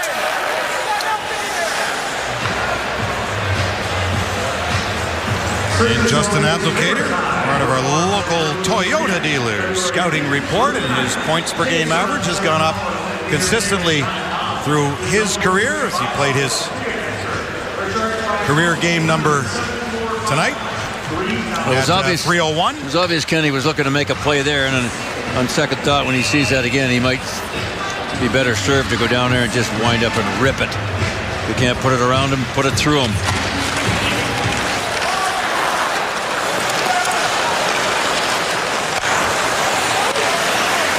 Nick Cronwall. That didn't work for Tatar, but Halak came out and played it, so there's no icing. It would have been. Tatar to Cronwall, this time across center, and it goes. Tatar hustling in, tried to get it back to Brendan Smith. It didn't work as the Blues were able to intercept Oshie. Good comeback there by Tatar on Berglund. He went to finish his check, but missed his countryman. Cronwall got stunned again with that hit because the puck was on him, surprisingly, and the St. Louis Blues player finished his check, and that shook him up a bit. A broken stick. Oh, and tried to play it through the legs, did Cracknell after Reeves broke his stick. That would have been quite the fourth line goal for the Blues. Reeves with it again to Cracknell, to the line to Bouwmeester. Loose in front of the net, knocked down on the play, wanting a penalty was Brendan Morrow. I can see why. Jeez. Morrow's been pretty good for St. Louis. Doesn't have the legs later in his career, and back-to-back games are sometimes tough for him, but he's been a useful guy with 7 goals and 17 points. I guess so. Pretty darn good for a fourth-line player. Yeah. And plus he just smells of character, too, and he'd be a great playoff guy for them. Sheahan put it right through the blue. Goal here, late stages of the second period, to be huge for Detroit. They tag up as Bouwmeester settles the puck behind Jaroslav Halak. Lead pass to Payarvi. Takes a shot off the post. Mrazek got a piece and then off the iron. To the line of Roman Polak. Mrazek stopped that. Cleary checked immediately. He got help from De Keyser. It went to the line but not out, so De Keyser to Quincy to Eves. He'll send it in. Cleary goes in after it. Poked it past Halak. Smith hesitated and then allowed St. Louis to get it down. Well, it's a grindy kind of a game. This is what it's like when you're trying to come back and catch up.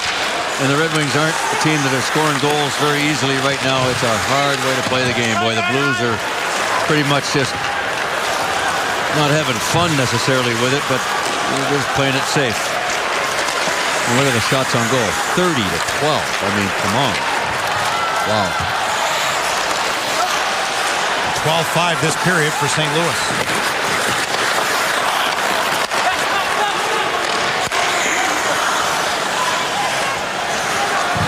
The Blues, I guess the word I'm looking for, they're being very methodical. And they can afford to be. Nyquist to Brendan Smith. The defenseman ran into Shattenkirk. Turning is Steen.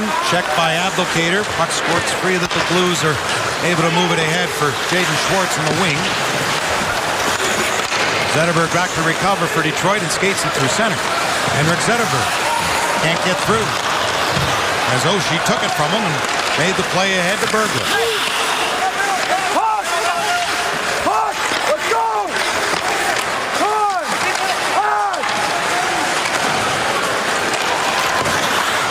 Puck slapped back in and Zetterberg moved it forward. Tatar couldn't find it.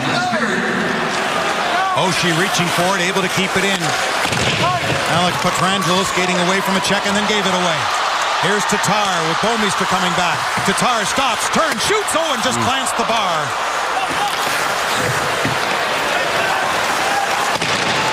.40 seconds to go in the second period. Sent in by Oshie. Quincy to Helm. Slices through the Blues. Takes a shot just wide. Quincy able to keep it in left point. In for Helm, turning, shooting, and off a skate. Bertuzzi behind the net. Helm's open, got it to him, short side, saved by Halak. And a heavy hit put on Sheahan, who went down. He was in an awkward position just as he was being hit. And period 2 comes to a close. Shots are 30-13 unofficially for St. Louis. And our MGM Grand Detroit will hear from the head coach, Mike Babcock. The Red Wings have had some opportunities despite only having 13 shots. More on that from Chris, Darren, and Trevor. Ken, thank you very much. This intermission report is presented by MGM Grand Detroit. And here we are after 40 minutes, and the Red Wings are trailing the Blues by 2 goals. And guys, obviously not the period the Wings wanted right there. Darren, your thoughts? Well, they got off to the start that you would have hoped if you're the Blues. But the Red Wings not exactly giving up a goal in the very first minute of that second period, not what you're looking for. And then again, giving up another goal a minute later and then getting a 5-on-3. It really was a bad first 6 or 7 minutes that period. To me, the period all went for change for worse for the Red Wings when they had the 5-on-3 power play, didn't generate enough offense, missed the net a ton of times, gave the Blues some momentum, and they took advantage of that, and they started to forecheck. They started to get the puck deep on the Red Wings, use their big bodies, and the Red Wings really were pinned in their zone for most of that period. How much does the momentum swing the other way in a 5-on-3 situation like Ozzy just spoke about, and you don't get those chances to put it in the back of the net, Darren? Well, like I said, the start just favored the Blues. They score 4-on-4. They score on the power play. Then you get a chance to get back in it on the 5-on-3. And you look at all the opportunities you had to tee it up, and you're missing the net. Part of it is a little bit predictable in terms of your offense because of who's out of your lineup, but also really good penalty killing by the Blues getting in those lanes. It's a good thought process to shoot a lot on a 5-on-3, but you have to hit the net and create second opportunities off Halak to try and score and rebound. And after that, the thing that does is it galvanizes the St. Louis Blues guys sitting on the bench watching these guys kill it off. When they came off that bench, they were ready to go. And not a lot of rubber thrown Halak's way through the first 2 periods tonight, Oz. No, they got to put more rubber on him before the game talked about it. Jimmy Howard has seen a lot of rubber. This guy's, I thought this was their biggest asset, was having Jimmy Howard against Halak. He could outplay Halak and hopefully win the game. But they just haven't got enough pucks on him, and he's not the best at playing the puck either. They got to attack him. Here he goes down, but he's going to give you goals. He's the type of goalie, to me, if you get 30 shots, you're going to get 3 or 4 goals. The guys are talking, Ken and Mick have been talking about Halak and his misadventures handling the puck. So there's opportunities there if you get out and pressure him, but he's going to give you one. So it's not anywhere by any stretch of the imagination over yet because he's going to give you an opportunity. And as you said, just the numbers alone would tell you that, hey, get enough pucks on him, and he's going to give you a goal, and then you're right back in the hockey. Yeah, that was actually a nice play off the boards. A little reverse to himself. That was great. But he does not have good luck in Joe Louis Arena. He's 3-4. He has a horrendous goals against average and bad save percentage. So they're only down by 2. Shoot everything on the net this period, and you're going to get a couple. Get the next one. All right, we got a lot more from these guys between periods when we come back here inside the Fox Sports Detroit studios. In case you missed any of the action through the first 40, we've got it for you next. Barrett Jackman made it 2-1 Blues. They added another. They're up 3-1 after 2. We're going to show you how it happened when we come back. Former Central Division rivals butting heads for the first time this season. The Wings get the first good opportunity of the game right here. That's Riley Sheahan finding Todd Bertuzzi, but there's Yaroslav Halak with a big save. It was scoreless at that point in the game. Now it's the Blues buzzing in the Wings' end. Jimmy Howard scrambling around in his crease while Magnus Pajärvi gets the puck and banks it in off him from behind the net. Here's another look as Jimmy can't find the net, and Pajärvi gives the Blues a 1-0 lead. To the late stages of the first, the Wings are on a power play here, and Henrik Zetterberg finds Gustav Nyquist, who takes his time and pots it in the back of the net. His 6th of the season. We're all knotted at 1 apiece. To the second now. And just over a minute into the period, Barrett Jackman from the blue line. Jimmy Howard, I don't think he ever saw it. Hits the back of the net, and that gives St. Louis a 2-1 lead on Jackman's 3rd of the year. Just 80 seconds later, the Blues work the puck around to Kevin Shattenkirk, similar to their last goal. A little traffic in front of Jimmy, back of the net for Shattenkirk, 3-1 Blues. Howard left late in the second with a lower body injury. It'll be Peter Mrazek the rest of the way. We've got Kevin Shattenkirk has given the Blues a 3-1 lead over the Wings after 2 periods. Stats and Mike Babcock still to come. Keep it right here on Fox Sports Detroit. More Red Wings coverage. Second game back after suffering a concussion, has 2 assists, 6 shots on net, and is +1 through 2 so far at the Joe here tonight. Ozzy, what else sticks out at you looking at the stats after 40 minutes? Well, Detroit with only 13 shots on net, 7 scoring chances. That's not near enough against a goalie like Halak. I feel if you can get enough rubber on him, he'll be successful. You'll be able to get a few goals on him, maybe 2 or 3. So far, he's played this game lying down his Chesterfield in his living room so far. Well, the other thing is you had a 5-on-3, so those shot totals and scoring chance totals woefully low. The other thing is Henrik Zetterberg, who usually leads his team in shots on goal every single game, certainly every single season, 0 shots on goal, only 3 shot attempts, none at even strength. So he's doing his job defensively because their big guys haven't done anything, but it speaks to the depth that you talked about at the top of the show. Yeah, that's a lot to ask for Henrik Zetterberg. Yeah, it is. Night in, night out with these teams coming in with these big players. They're playing him hard. They're hitting Nicholas Cromwell every single time as well. They're making this night tough for both those players. All right, and the Wings need 2 goals. Peter Mrazek is in net the rest of the way. Should be an entertaining third period. Ken Daniels, Nicky Redmond have it for you.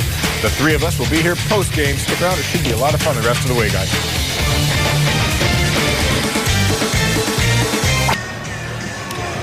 Mike, the Blues able to take a 2-goal advantage at the end of the second. What will be your point of emphasis now going into the third?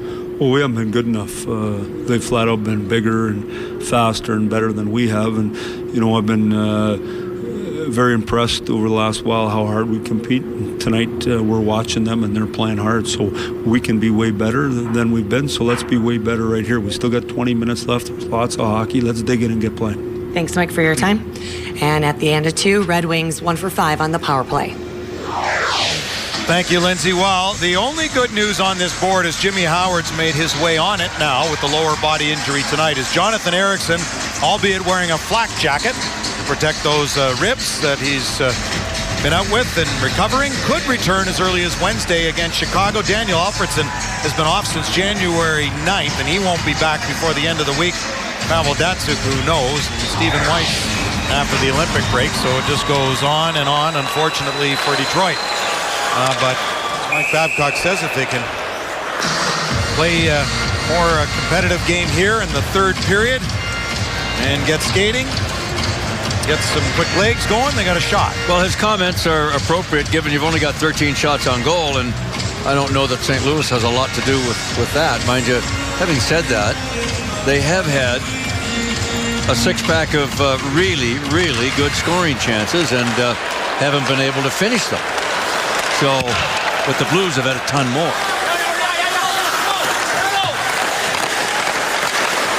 The Blues have only scored 6 goals their last 4 games coming into play tonight. You know, they're 1-3 their past 4. Only scoring 6, so they got half of that total this evening. Loose for Steen. Failing to knock it out of the air with Schwartz. Nyquist with some help from Smith. And then the Blues will send it back in. Tipped by Steen off the glass. And into the glove of Mrazek, who decides to hold on. See that back checking by David Backes on Nyquist there. That's why the Blues are ahead, working harder. Well, on Thursday, college hockey in the D returns with Michigan State and Michigan. Get the family 4-pack with 4 tickets, 4 pizza slices, 4 soft drinks starting at $44. And for tickets, 313-471-7575 now. Ticket executives are standing by for the Wolverines and Spartans coming up on Thursday night here at the Joe. Should be a good night. They're always good games when those 2 teams and all their fans get into the Joe, and whether they're having a good year or not, it's one of the biggest rivalries in college hockey. Backhanded by Helm. He'll try the wrap around the other way. Oh, he hit the post. Wow. Loose again and just wide of the goal. Able to keep it in was Quincy. Hit a body in front. Oh! And Lacken off the post again. It was off the crossbar. Miller that time. Wow. Well, if they wanted a better start, they got it here in the third in the opening 90 seconds. Just can't get it behind Halak. A couple of posts there. They don't count as shots. 30-16.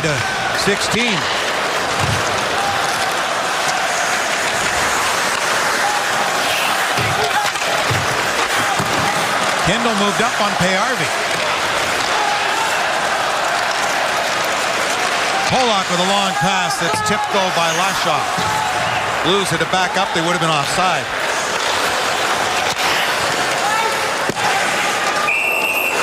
This will be icing, and Leopold would have got there. So face-off back in the Detroit zone, and a reminder to vote in the Fox Sports Detroit Red Wings Player of the Game, presented by McDonald's McCafe Rewards.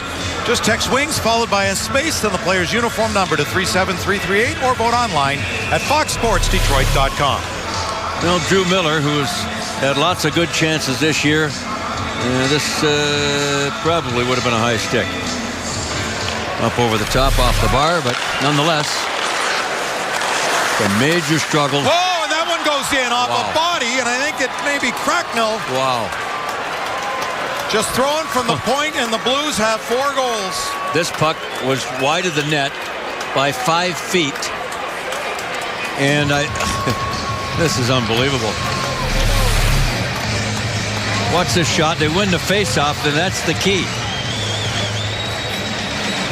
Right here, it hits the back of Riley Sheahan's leg and goes into the far side. I mean, that's about as unlucky as you can get. There's a great shot of it. Watch his right leg, left leg right there. Boom, across here, and it falls in off the goalpost. That is the way it's going for the Red Wings with all these injuries right now. So that should be Bouwmeester's goal.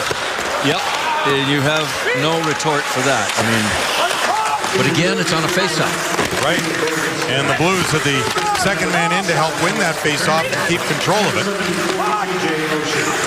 That's 2 goals for the Blues. They're only 36% after 40 minutes. They've been out face-off horribly, and 2 of their 4 goals have come directly off face-off wins in the offensive zone. Boy. And the Blues with 3 goals from their high-scoring blue line tonight, and Pietrangelo and Oshie getting the assists on it.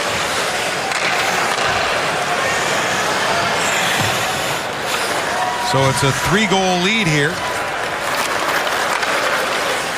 And while, as we spoke of, the Blues only scored 6 goals the previous 4 games, they scored 32 the previous 7 when they went 7-0. They got 1 win in a shootout.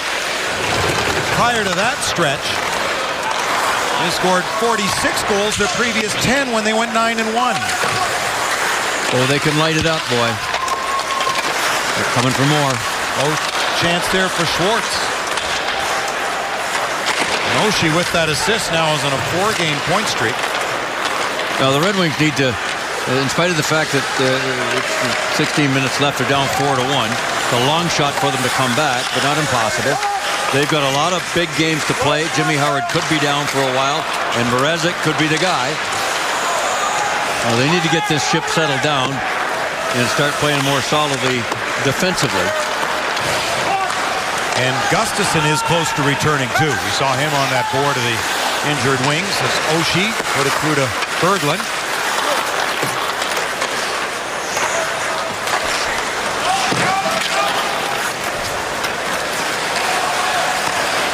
Pietrangelo moves in. He's got it. Cuts to the front of the goal. Backhands wide. Tried to go to Oshie behind the goal. Pietrangelo with it again. Out front with it. Bouncing puck. Stayed with it. Good save. Wow. Not the backhand by Berglund. Sobotka getting over. Back to Berglund. Takes the shot. Missed the net. Helm first on it for Detroit on the left wing. Got it to center ice. Loose puck. Miller can't get there in time. Oshie brings it back in for St. Louis. TJ Oshie cut back to the middle. Got it over here to Sobotka. Rink wide, knocked out of the air though by Eves, but the Blues hold it in momentarily, but a long stretch pass off Helm. He's tired and will go off in a change. And you think Helm would be tired, even playing at this pace, returning his first and 8 from injury. Stewart on the wing. Piece of that by Mrazek and up into the netting and out of play. And a reminder, coming in next, it doesn't get any easier for the Red Wings. The Chicago Blackhawks coming to town on Wednesday. Their only visit to the Joe. For tickets, go to DetroitRedWings.com or call 313-471-7575 during normal business hours. Note the 8 o'clock start on Wednesday, as that game will be on the network, and we'll be back with you Friday as the Montreal Canadiens come to town.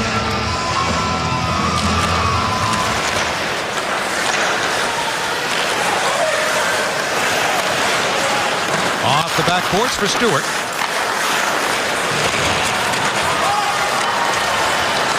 Knocked down by Tatar. Off the skate of Sheehan, up along with Bertuzzi.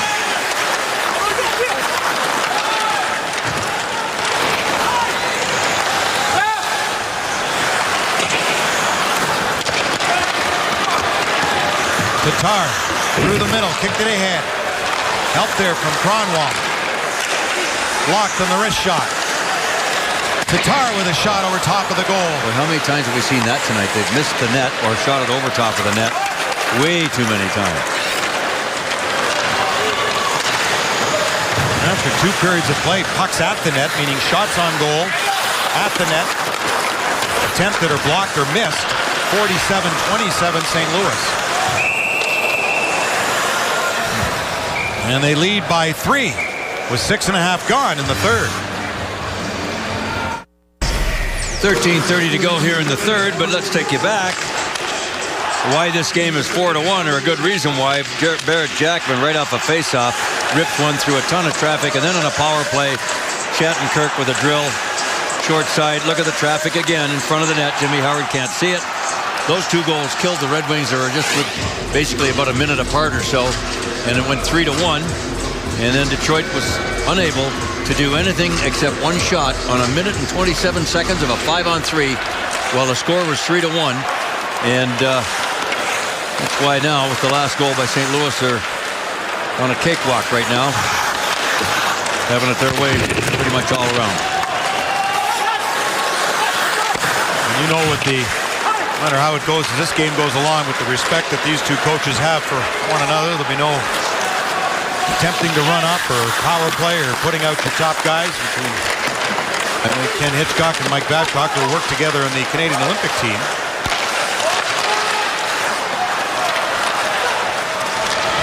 Well, it's hard to stop guys from being guys and playing. They're all playing to, you know, especially if you're a St. Louis Blue and you're struggling to score goals, a game that's really out of whack and you're controlling like that is a time you really want to push it, and you think the other teams finally said, you know, to heck with this, let's just get out of here, and it can break your streak and give you good things to go. That goes both ways, by the way. Well, you know, we've seen coaches call timeouts in this league with 5-1 leads. So.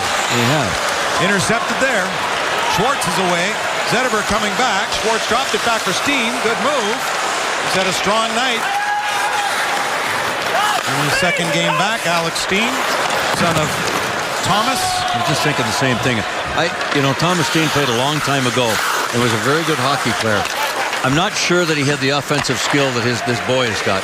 That kid's got some really good stuff going. Well, is he a 40-goal scorer? No, probably not on a regular basis, but boy, oh boy. We can see why with the moves he's made tonight, although he hasn't scored. He had an unbelievable tear to start the season for 24 in about 30 games. Well, I don't think the Leafs saw the offensive numbers he put up this year when they moved him. But Bertuzzi back to the line. Good try by De Keyser. Got it back from Quincy. Another shot by De Keyser. And the Blues, Oshie on the right wing. Up with Sobotka. Oshie played it back on the near wall for Berglund. Oshie got it away from Bertuzzi. Berglund centering. Bertuzzi there. Tipped it. Good play. Sheehan through traffic. Cross center and in, and a complete change for Detroit.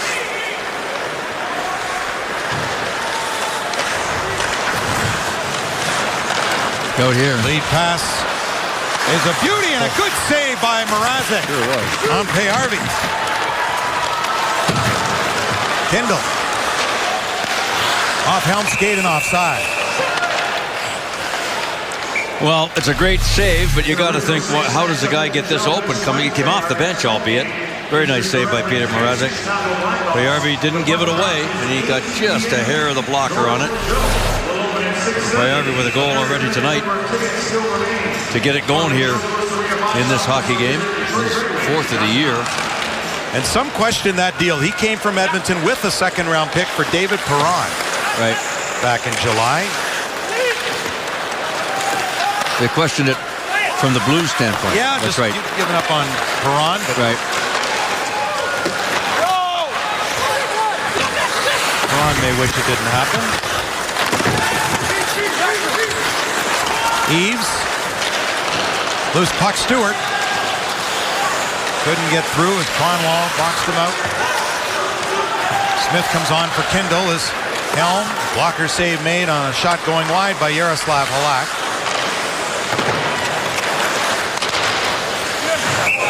Now it looks like pucks into the Red Wing bench. With half a period to go, that this the woes of the Red Wings are going to continue here at Joe Louis Arena. They're being outshot 35-16. They have not competed very well against a bigger, stronger, faster, more dedicated St. Louis team. And the score shows it.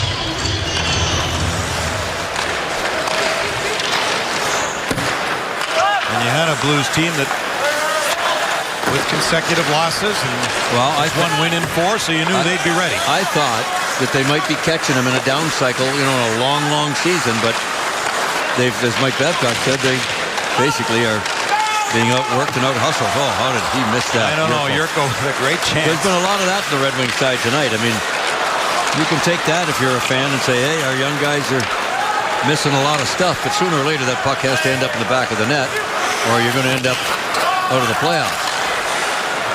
That's the problem. Right. They've hung in this long, missing, again, 5 of their top 9 out. Tatar missed a couple of games to attend his father's funeral. 6 of the top 9 scorers for Detroit were out of the lineup. But yes, as the games come off, time becomes a factor. They can't afford to lose much, if any, ground between now and the Sochi break. They need to keep it within striking distance and get healthy. And as you said earlier, the way Columbus has come on and Nathan Horton returning to their lineup, and the Rangers have come on and got healthy. Ottawa's had a great couple 3 weeks. New Jersey, well, Ottawa seemed like a matter of time before they would. Yep, for sure. So the Red Wings need some magic from somewhere, and we'll see what that happens. 4-1. We'll be back. Jay Bouwmeester, along with that's Kevin Shattenkirk, but along with Alex Pietrangelo, they'll be partners coming up for Mike Babcock in the Olympics. So left-righty combination, and boy, they're putting up big numbers as you look at Pietrangelo there for St. Louis. Look at what their defense has done. They look like Red Wing defense of days of old. And it's the first time since the St. Louis trio like that back in the blue line, since Steve Duchesne, the former Red Wing, Al McInnes, Hall of Famer, and Chris Pronger, possible Hall of Famer, have done back in 1997. Wow. Boy, oh boy. And Duchesne, the former Red Wing. Offside. Offside by Cronwall.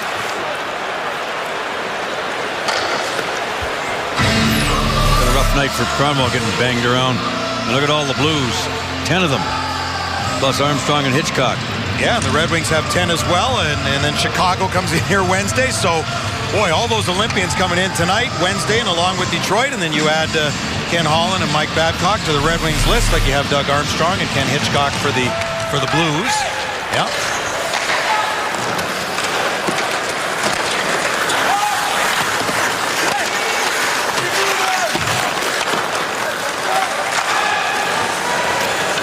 Puck is out of play, so we showed you the Blues Olympians. Let's bring you the Red Wings group of 10.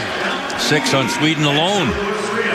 Yurko and Tatar, as you mentioned earlier, for Czechoslovakia, and Datsuk for Russia, and James Howard for the United States of America. And Datsuk will be captain of Russia, Zetterberg captain of Team Sweden. And the United States still to name their captain. Sidney Crosby will captain Canada with Taves and Weber assistants.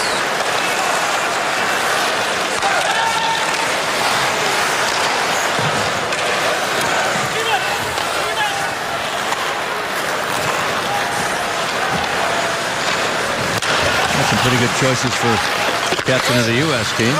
Parisi and Suda from Minnesota. Either one of them. Yeah. Well, and I guess there's Backus as well. Backus, yeah. Considerations. Dustin Brown, Los Angeles. Kessler, possibly, from Vancouver. He competes every shift, boy. Yeah.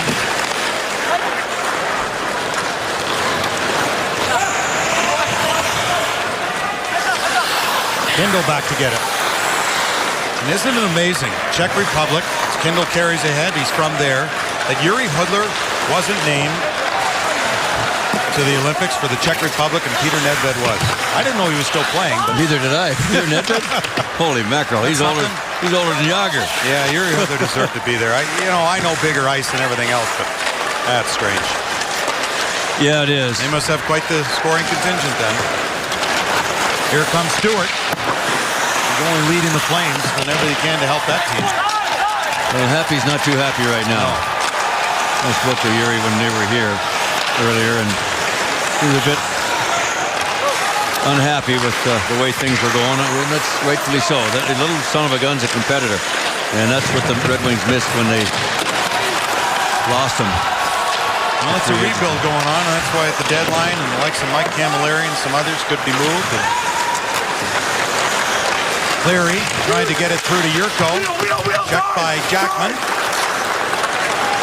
He beat out Henrik Zetterberg for the Calder Trophy. In the year that Zetterberg had 44 points, Jackman won the award. Good play by Kronwall to Sheahan, to Bertuzzi, to Sheahan. Here he comes on the right wing, catching up with Smith. Drop one back, Tatar to the middle. Bertuzzi the shot, saved by Halak. Brendan Smith in a good recovery. Kronwall gives him the puck back. Smith shooting. Halak there again. He was ducking on that one. Tatar hustles over to pick it up. To the line, Kronwall had it blocked by Cracknell. Another crack at it for Kronwall. To Tatar, takes it, pounced on him, and cleared by Morrow. Well, if you can't have fun at this game, when can you have? Even when things are going tough, and it's Red Wings are in tough tonight. Sent in by Berglund. Another good chance there, though, really, by Bertuzzi, and there's been a handful of those tonight for Detroit, but they have not been able to cash in. Kindle, good move. Zetterberg goal. The puck was behind him, and now he'll just have to sweep it in. Blocked by Zetterberg. Blues. Petrangelo got it to center. Sabokin into Red Wing territory. Took a shot. Saved by Mrazek. Again, Jimmy Howard departed in period 2 with a lower body injury, in case you joined us late. This game was tied at 1 after the Blues opened the scoring in the first period. Saved by Halak. We'll step out, returning in a moment on Fox Sports Detroit. Thanks, Trevor. Well, that's another team, the Toronto Maple Leafs, that Detroit's going to be fighting for if not a wild card, then the third spot in the division. And this is our AT&T U-verse reverse. We'll show you all 5 goals. Only one, if you're a Red Wing fan, you're going to be happy with. There's Jackman from the point. There's Shattenkirk from the point. Dull defenseman. And here's Bouwmeester from the point. Off of Riley Sheahan, who just went, you got to be kidding me. That's the way it's been going. Brought to you by AT&T U-verse. Well, unless there's a miracle, like maybe a puck off a netting and off somebody's back and into the goal, the Blues are going to improve to 28-1-3 when scoring first. They get the first goal, they will have lost only 1 game in regulation this year. Not too many holes in their lineup when they're healthy, boy. No. I mean, their goaltending stands up. They're big. They're one of the biggest teams in the league. They've got some offense. They're physical. They've got toughness. That fourth line of theirs is as tough as any, and Hitch knows what he's doing. He's been around a long time. They've only lost 3 of their past 15 now in regulation, and those 3 came in the past 5 games. This is their best start. I don't know when they had a better start, but it's maybe in their history. It's been a long time. Yeah. And the only thing that's making them look average is the way that Anaheim and a couple others have been playing. I mean, they're third best. Yeah, Chicago too. All in the West. Well, the Blues came in to play tonight 6 behind Chicago, but with 4 games in hand on the Blackhawks. So still some ground there. That's their biggest rival, Chicago and St. Louis. And here's a penalty against Detroit for no reason at all. Well, this is where, as I said earlier, you won't see a guy like Hitchcock try to run something up here. But as you say, players will be players as Henrik Zetterberg goes to the box. Well, It hasn't been fun in all tonight, but now time for the McDonald's fun fact. And the first auto show going on was in Detroit in 1907, held at Cobos in 65. And the Red Wings were the Cougars at the time in 1927 when their first game in Detroit, because the Cougars played in Windsor prior to that. And the Red Wings have been at the Joe Mix since, so I don't know, your birthday. Yeah. 1979. Yeah. And it was St. Louis. That's right. Those were the first That's exactly right. Yeah. Bernie Ferducco, Brian Sutter, that whole crew. I think Max Liu played goal that game. They still show that film in St. Louis a lot. Yes, they do. Every time we're there. Yeah. Yeah. We don't get there, though, this year. The Red Wings will play there the final game of the season. Yeah, we don't do it. We won't do that game, yeah. So the Blues on the power play, and a stumbling Stewart gets back up to Bouwmeester, again to Pietrangelo. Well, Mike Babcock's going to prefer this defense duo in Sochi than he does tonight. Pietrangelo and Bouwmeester. Shot blocked. Getting in front of it was Lashoff as Pietrangelo has it at center. Canadian coaching staff, when they put the team together, they wanted that right-lefty combination on the defense for Canada. And they have it. Good save by Mrazek. It's something that he doesn't have, except Alexei Marchenko, the Russian defenseman. They don't have a right-hand shot. Another penalty. High stick. And then they're going to go and check. It'll be against St. Louis. It'll checking for an injury here. A little too late. Doesn't appear to be one. Berglund will go off. Well, the Red Wings, you're talking about right. St. Louis minor penalty. High stick. Quincy, the high stick, got up and caught him off his own arm, so it's Berglund.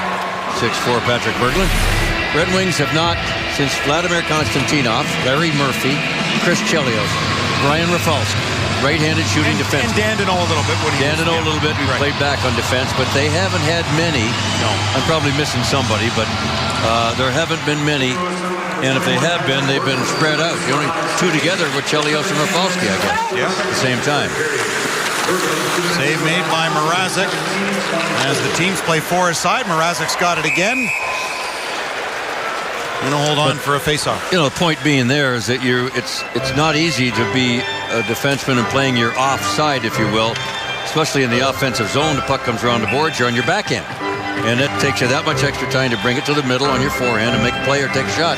And remember, we heard during 24/7 when Randy Carlyle told his team in the room, rim it around up the left wing boards, their left wing boards, because the Red Wings didn't have a right-handed defenseman, so it's tougher to hold it in the zone. And you might wonder, well, why don't they get a right-handed shooting defenseman? Well, they're not growing on trees in your backyard. No. Sometimes it goes in cycles, and you just can't always take who you'd like to take or to fill a position that you think you're weak on. You just got to have people play their off wing, and a lot of them, quite frankly, do very well playing their off position, offside, if you will. When the Red Wings had Nick Lidstrom for 30 minutes a night, it didn't matter who shot right or left. Right. Keep going. One of the greatest of all time. His number will head to the rafters on March the 6th here against Colorado. Remember, Brian Rafalski still attempting to make that comeback with the Florida Everblades. Playing in East Coast League. Who knows where Rafalski will end up if he can in fact keep up. Red Wings on a bell tire power play now with Zetterberg out of the box. He takes a shot off a stick and wide. Too common a sight tonight. The puck whistling wide of the net. Zetterberg with it again. Tonight, Lidstrom at his first career hat trick against these Blues. Zetterberg took the shot and a tip, but held by Halak. Helm right there at the periphery of the crease. Well, the Red Wings will look back at this hockey game, and it'll all really unwind for them in a very, very short period of time. About 5 minutes to start the second period. It was 1-1. The Blues get a 4-on-4 goal, a power play goal just a minute apart or so. And then the Red Wings had a great opportunity with a 5-on-3 and only got one shot on goal. Power play continuing here for Detroit. His Nyquist shot, it's loose. Bouwmeester got there first. For Backus, and down the ice it goes. Here's the Blues 4-game road trip that started here tonight gets off to a terrific start. They come in losing 2 in a row. St. Louis hasn't lost 3 straight since late March of last year, 64 games ago now. The Red Wings coming off a victory against LA. Here's one here tonight. They go to 21-18-10 on the season and get set to meet Chicago on Wednesday. 21 seconds left in this one, but the final buzzer for sure, and it's our Miller moment. It's going to be that minute and 27 seconds. 5 minutes into the second period, Red Wings trailing 3-1, and they only get 1 shot on goal. And this could have put them back, obviously, into the game with a 1-shot game if they could have taken advantage of that. They did not. That's our Miller moment. This game turned around in the first 5 minutes of the second period, and that's all she's written for St. Louis Blues to win again tonight. So after the game, the story will be, and stay with us on Red Wings Live, the status of Jimmy Howard, who left the game in the second period. As this one's over, the Blues win by 3. 4-1 the final. Take the first of only 2 meetings this season, and the Red Wings hope the last meeting in St. Louis won't mean at all or life or death to get into the playoffs. Hopefully get some injured guys back and have a playoff spot before they have to rely on going into St. Louis to close the season. Tough night all around for the young guys in Detroit with all that injuries. It showed up tonight. They didn't compete very well right off the hop. Then they didn't get much for breaks. Quite frankly, the St. Louis team, as good as they are, they end up with 39 shots on goal. And they got some breaks with pucks finding their way into the back of the net. The breaks that the Red Wings right now are not gracious enough to get. We'll be back with more from here, but first to Darren, Chris, and Trevor. Ken, thanks. We'll get back to you and Mick for your thoughts on this one in just a few. But in the meantime, Ozzy and Darren will lend some analysis to this latest loss to the Blues. We'll also hear from Mike Babcock and various players inside that Red Wing dressing room as Lindsay Hayes is on the job at the Joe. And, of course, highlights for around the league on this Martin Luther King Day are on tap as well. It's all coming up next on Red Wings Live. Stick around, everybody.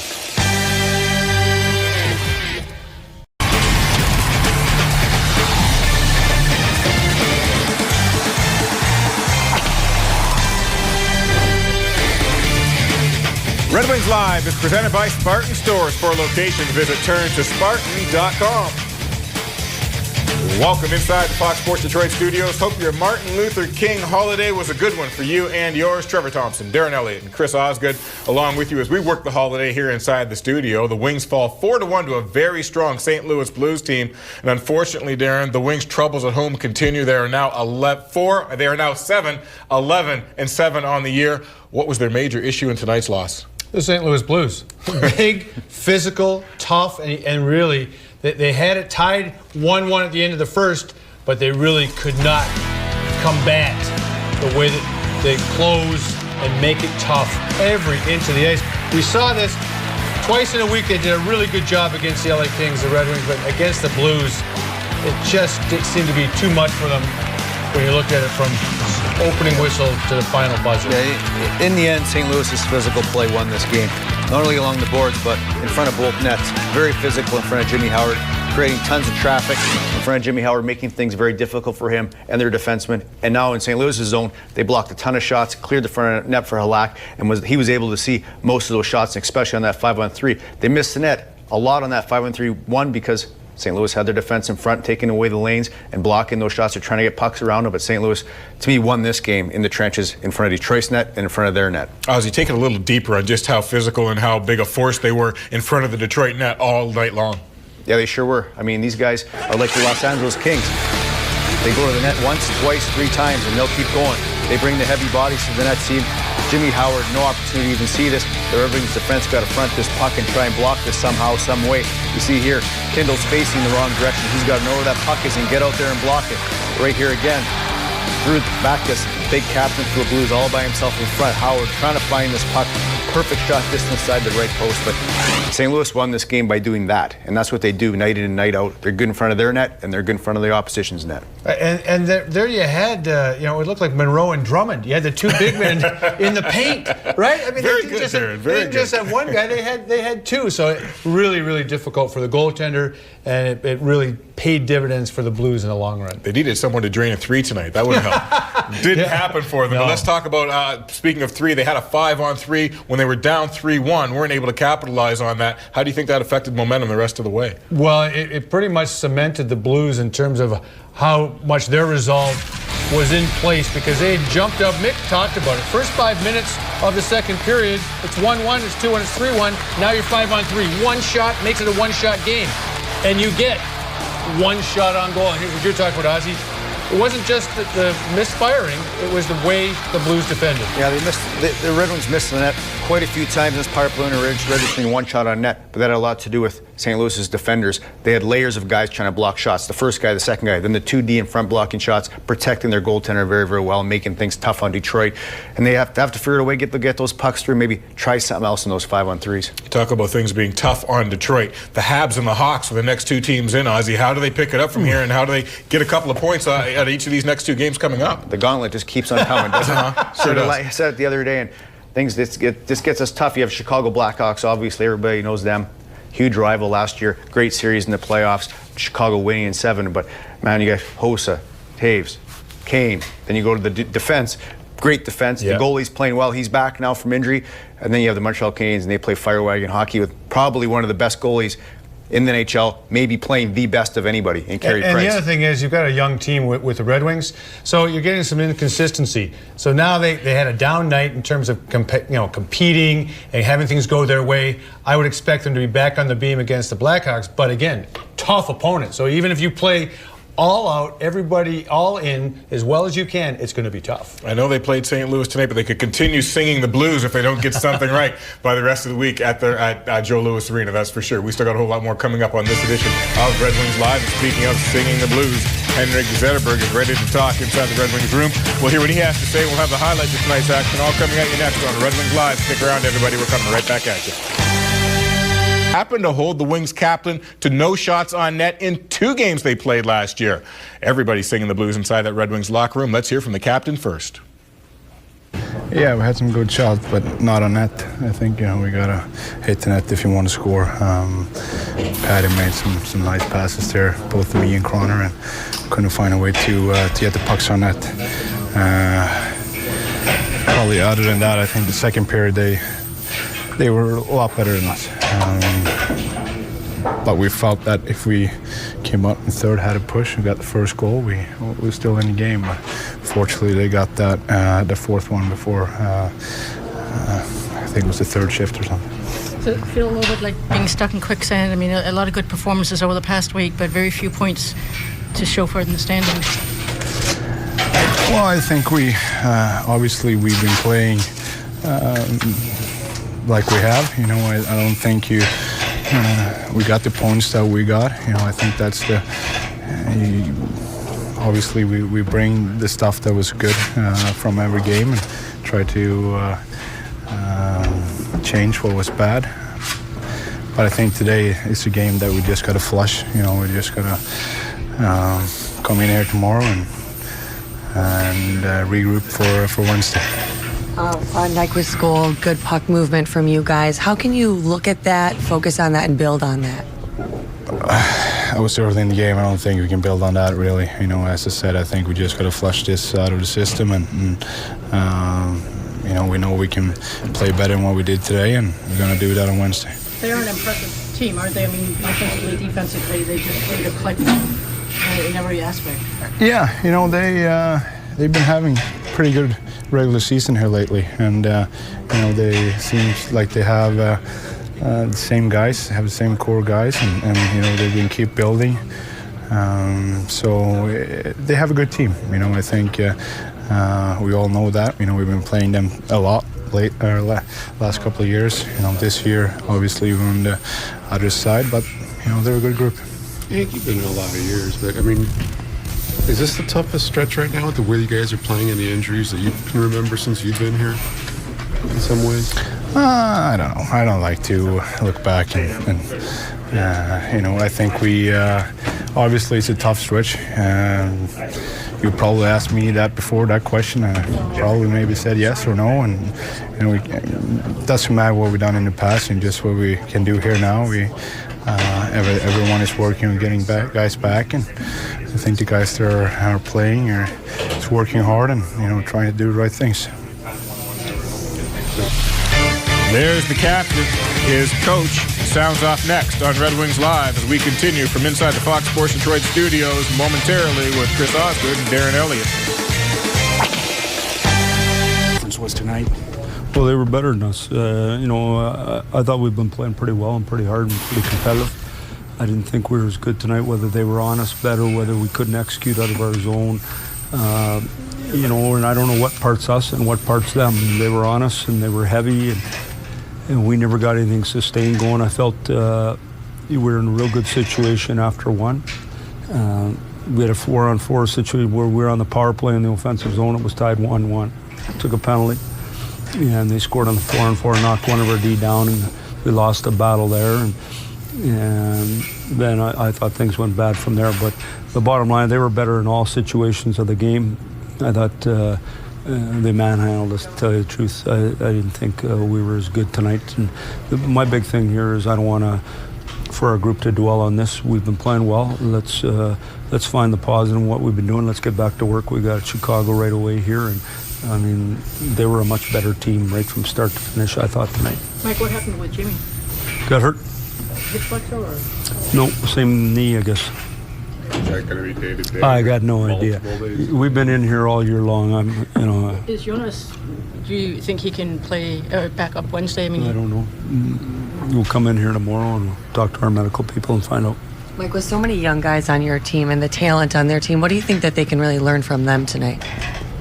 Well, I just thought we've been playing lots of good teams, so I don't think, let's not blow them in things out of proportion, but the bottom line is we weren't heavy enough, we weren't hard enough, we didn't execute good enough. And when you want the puck and you're five together, you go fast. When you don't want the puck, you look like the ones near you and you go slow, and they were better, period. What did you like from your power play goal tonight?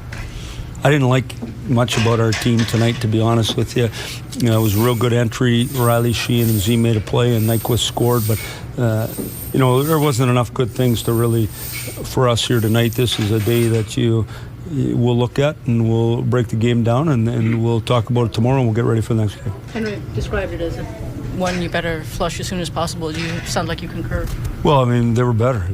They just won all the battles. You can't win hockey when you don't win enough battles. And when you got a bunch of kids, and I talk about it every day, playing heavy, you don't have to be big to play heavy, but when you come up and you're here and then you don't play heavy, you never have the puck. You just keep giving it away, and that was tonight. You've been talking about the compete level, too, and that's obviously...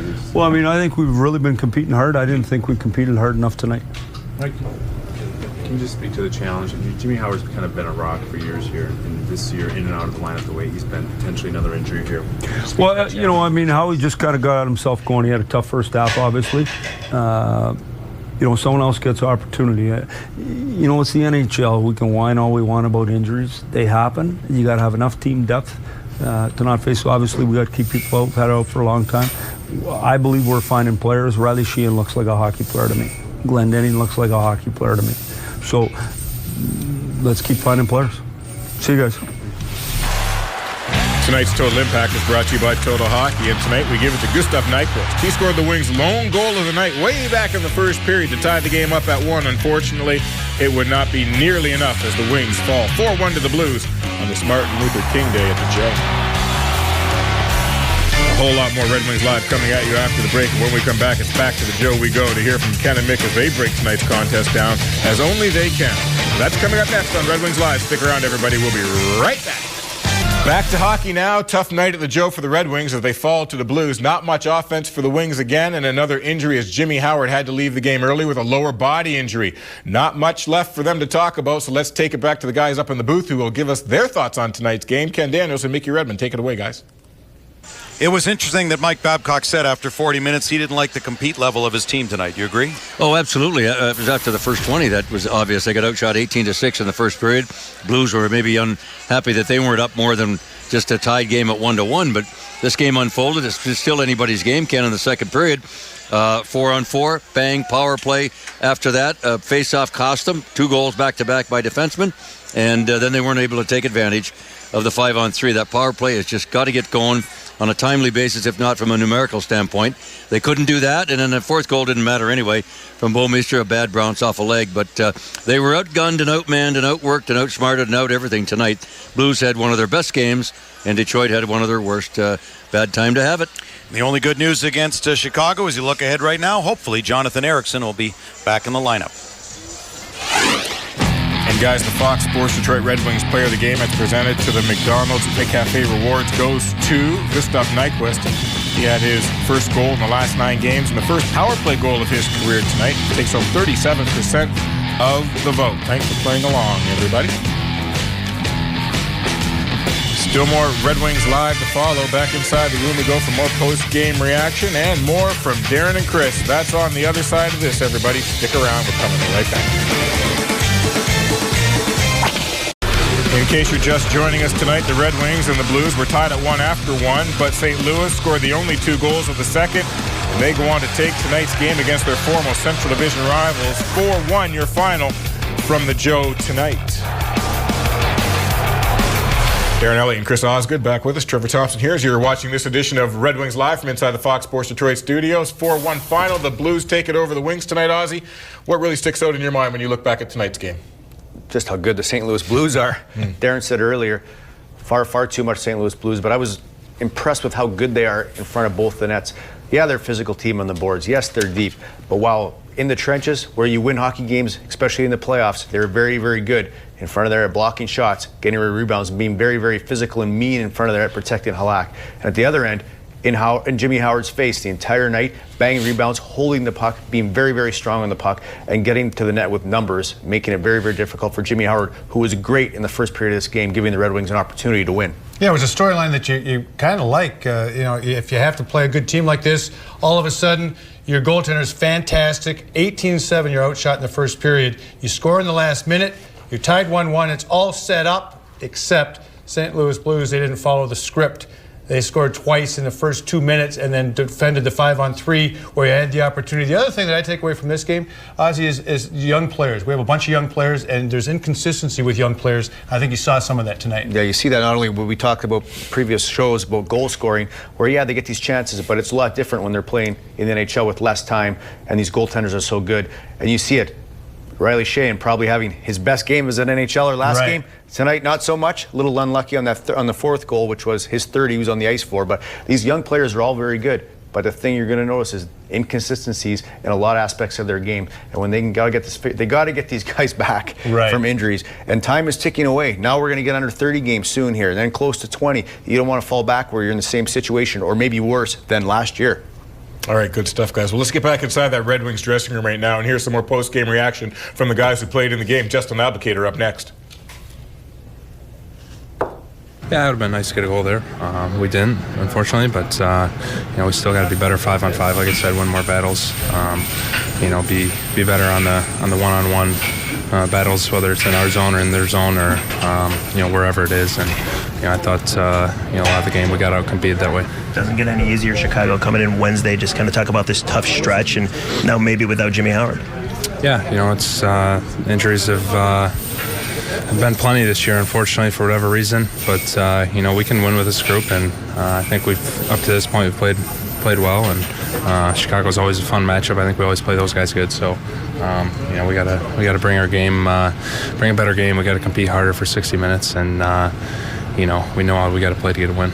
Hey, Justin, thanks so much. Yeah, thanks. January, but are you starting to look at the standings at all and seeing the points and the differential between? Yeah, you see them. I mean, yeah, for sure. I mean, we're starting to slip a little bit here. We got to get rolling here. I know we got a lot of division games, through the last part of the season here. We got Montreal Friday.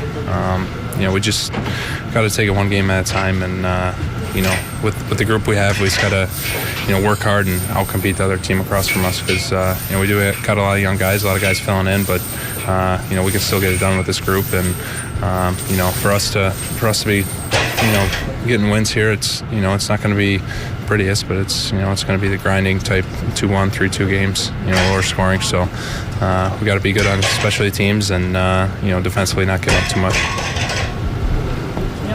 We're brought to you by your Detroit area Honda dealers. The defending Stanley Cup champions are next on the schedule in front of a national audience on Wednesday. After that, the homestand continues as the Canadiens and the Panthers come to town. The next road game on the slate will be in Philadelphia against the Flyers. But with a look at the next game on the docket, here once again are Ken and Mick. So the Blues with 2 points here, creeping a little closer to Chicago with games in hand, and all the Red Wings do is get Chicago coming to town next. Well, it's always a good game, usually anyway, when Chicago and Detroit meet up in the past, but it's certainly a mismatch on paper. The only thing maybe the Red Wings can hope is that the Chicago Blackhawks take a look at the lineup and go, we got these guys, no problem. They take them for granted. But when you got Keith, Seabrook, they got a great defense. Crawford's doing great in goal, and Kane and Hossa and Jonathan Taves up front, and Sharp, who's having a great year offensively. These guys are a juggernaut offensively, and just like against the St. Louis Blues, Mike Babcock's going to say, we can't afford to get in a power play exchange with this team. We can't afford to get in a shootout with them. We got to play it tight to the vest. They weren't able to do that against St. Louis. They need to turn that around and have an effort like they did against L.A. against the Blackhawks on Wednesday night. Yes, and they have to need great goaltending, no matter who is in goal. Word, Kenny. Our next game will be Friday night when the Red Wings take on their division rivals, the Montreal Canadiens, for the first time this season. Red Wings Live gets the night started at 7 with puck drop coming at 7:30 from the Joe. So now that the Red Wings have fallen 4-1 to the Blues, guys, let's have a look at the updated standings and just get your thoughts on this race as it continues to stay tight, Darren. Yeah, and you take a look at where you are and where you're really looking in right now. It's to get into that middle column, which is the wild card. And it is, as I've called it before, the muddled mess. So many teams in the mix now. All right? Got it. Islanders 47, all the way up through CBJ's at 52. That's a bunch of teams 5 points apart. Yeah, Columbus winning 6 in a row, playing very, very well right now. Toronto playing very, very well as well. Detroit has to start winning some games here. Washington, Ottawa, New Jersey, Carolina. The Islanders are winning some games too, but it's a muddled mess, like you said, for sure, Darren. Got to start winning some games here. Well, they haven't gone on a roll. I mean, because they haven't been healthy. That's been part of it. Jimmy Howard until tonight, unfortunately, leaving the game early. He was playing the kind of goal that can lead a team to get on that 8-2 kind of run, but that's not happening. But tonight, there he was again, first period, phenomenal. Darren, you hit the nail right on the head there. They're getting what they needed out of Jimmy Howard at this point of the season. They needed great goaltending with all these injuries, and he was providing that, giving them opportunity to win night in and night out. Was great on the West Coast, great against the Rangers, and obviously great last game against the LA Kings. And tonight, did the exact same thing. First period, he was outstanding, keeping Detroit in the game. 1-1 into the first. The opportunity was there to win 2 games in a row against 2 very, very tough opponents. And a bad first 5 minutes in the second is what did them in tonight. And we're not sure what did Jimmy Howard in the second. As you said, he was look at him. No wonder. Can't believe he didn't come out third with an injury. Fantastic again, starting the second. And, once it was an easy play. He didn't get hurt on this play, but he gets up. It happened way before that. Yeah. He just couldn't go any farther than that. He decided to go off. I'm not sure where it is, but man, they can't afford to have Jimmy Howard out for any length of time. At this point of the year, you're getting to 30 games left, 25, 20. These games tick away, and then all of a sudden you find yourself on the outside looking in. Pressure mounts up. It absolutely does. All right, guys, let's go back inside the Red Wings locker room one more time before we end the show. Thomas Tatar is waiting to give his thoughts on tonight's game. So obviously a little bit of frustration with this one tonight. What did you think kind of broke down from your play from the first to the second? I don't know. I feel like we slept through. Like they have most of the game, and we have 5-on-3. We didn't score, and unfortunately, and maybe if we tied it there, it could be different, but we didn't, and they kind of scored another one. We had a plan to go in the third one to maybe score a fast goal, and then it's going to be 1 goal difference, but they scored a goal off of our body, and it was a 4-1, so I think the game was done there. And I don't know, I have a couple big chances. I just couldn't hit the net. I always miss that. It could be different if I score a goal too, but I guess it's not possible every day. Or I could score for sure, but I didn't. And with the frustration tonight, Coach kind of said he wants you guys just to forget this as quick as possible and start focusing on the next game. Your thoughts on how to get that done? Yeah, it was today. You know, we lost. We didn't play our best. Just forget about it. Tomorrow's the next day. Have a good practice. You know, make sure we are ready for a game and focus on the next game against Chicago. And I bet it's gonna be a new team on the ice, and we will do good. And coach. All right, that's going to do it for this edition of Red Wings Live. You can catch a re-air of the Pistons game at midnight tonight, followed by the Wings at 2 a.m. thanks to the Taco Bell fourth meal replay. We leave you now with the final take. For Darren and Chris and the rest of the hardworking staff here inside the Fox Sports Detroit studios, I'm Trevor Thompson. Thanks for watching, everyone. We will see you later. Once again, the final score, Blues 4, Wings 1.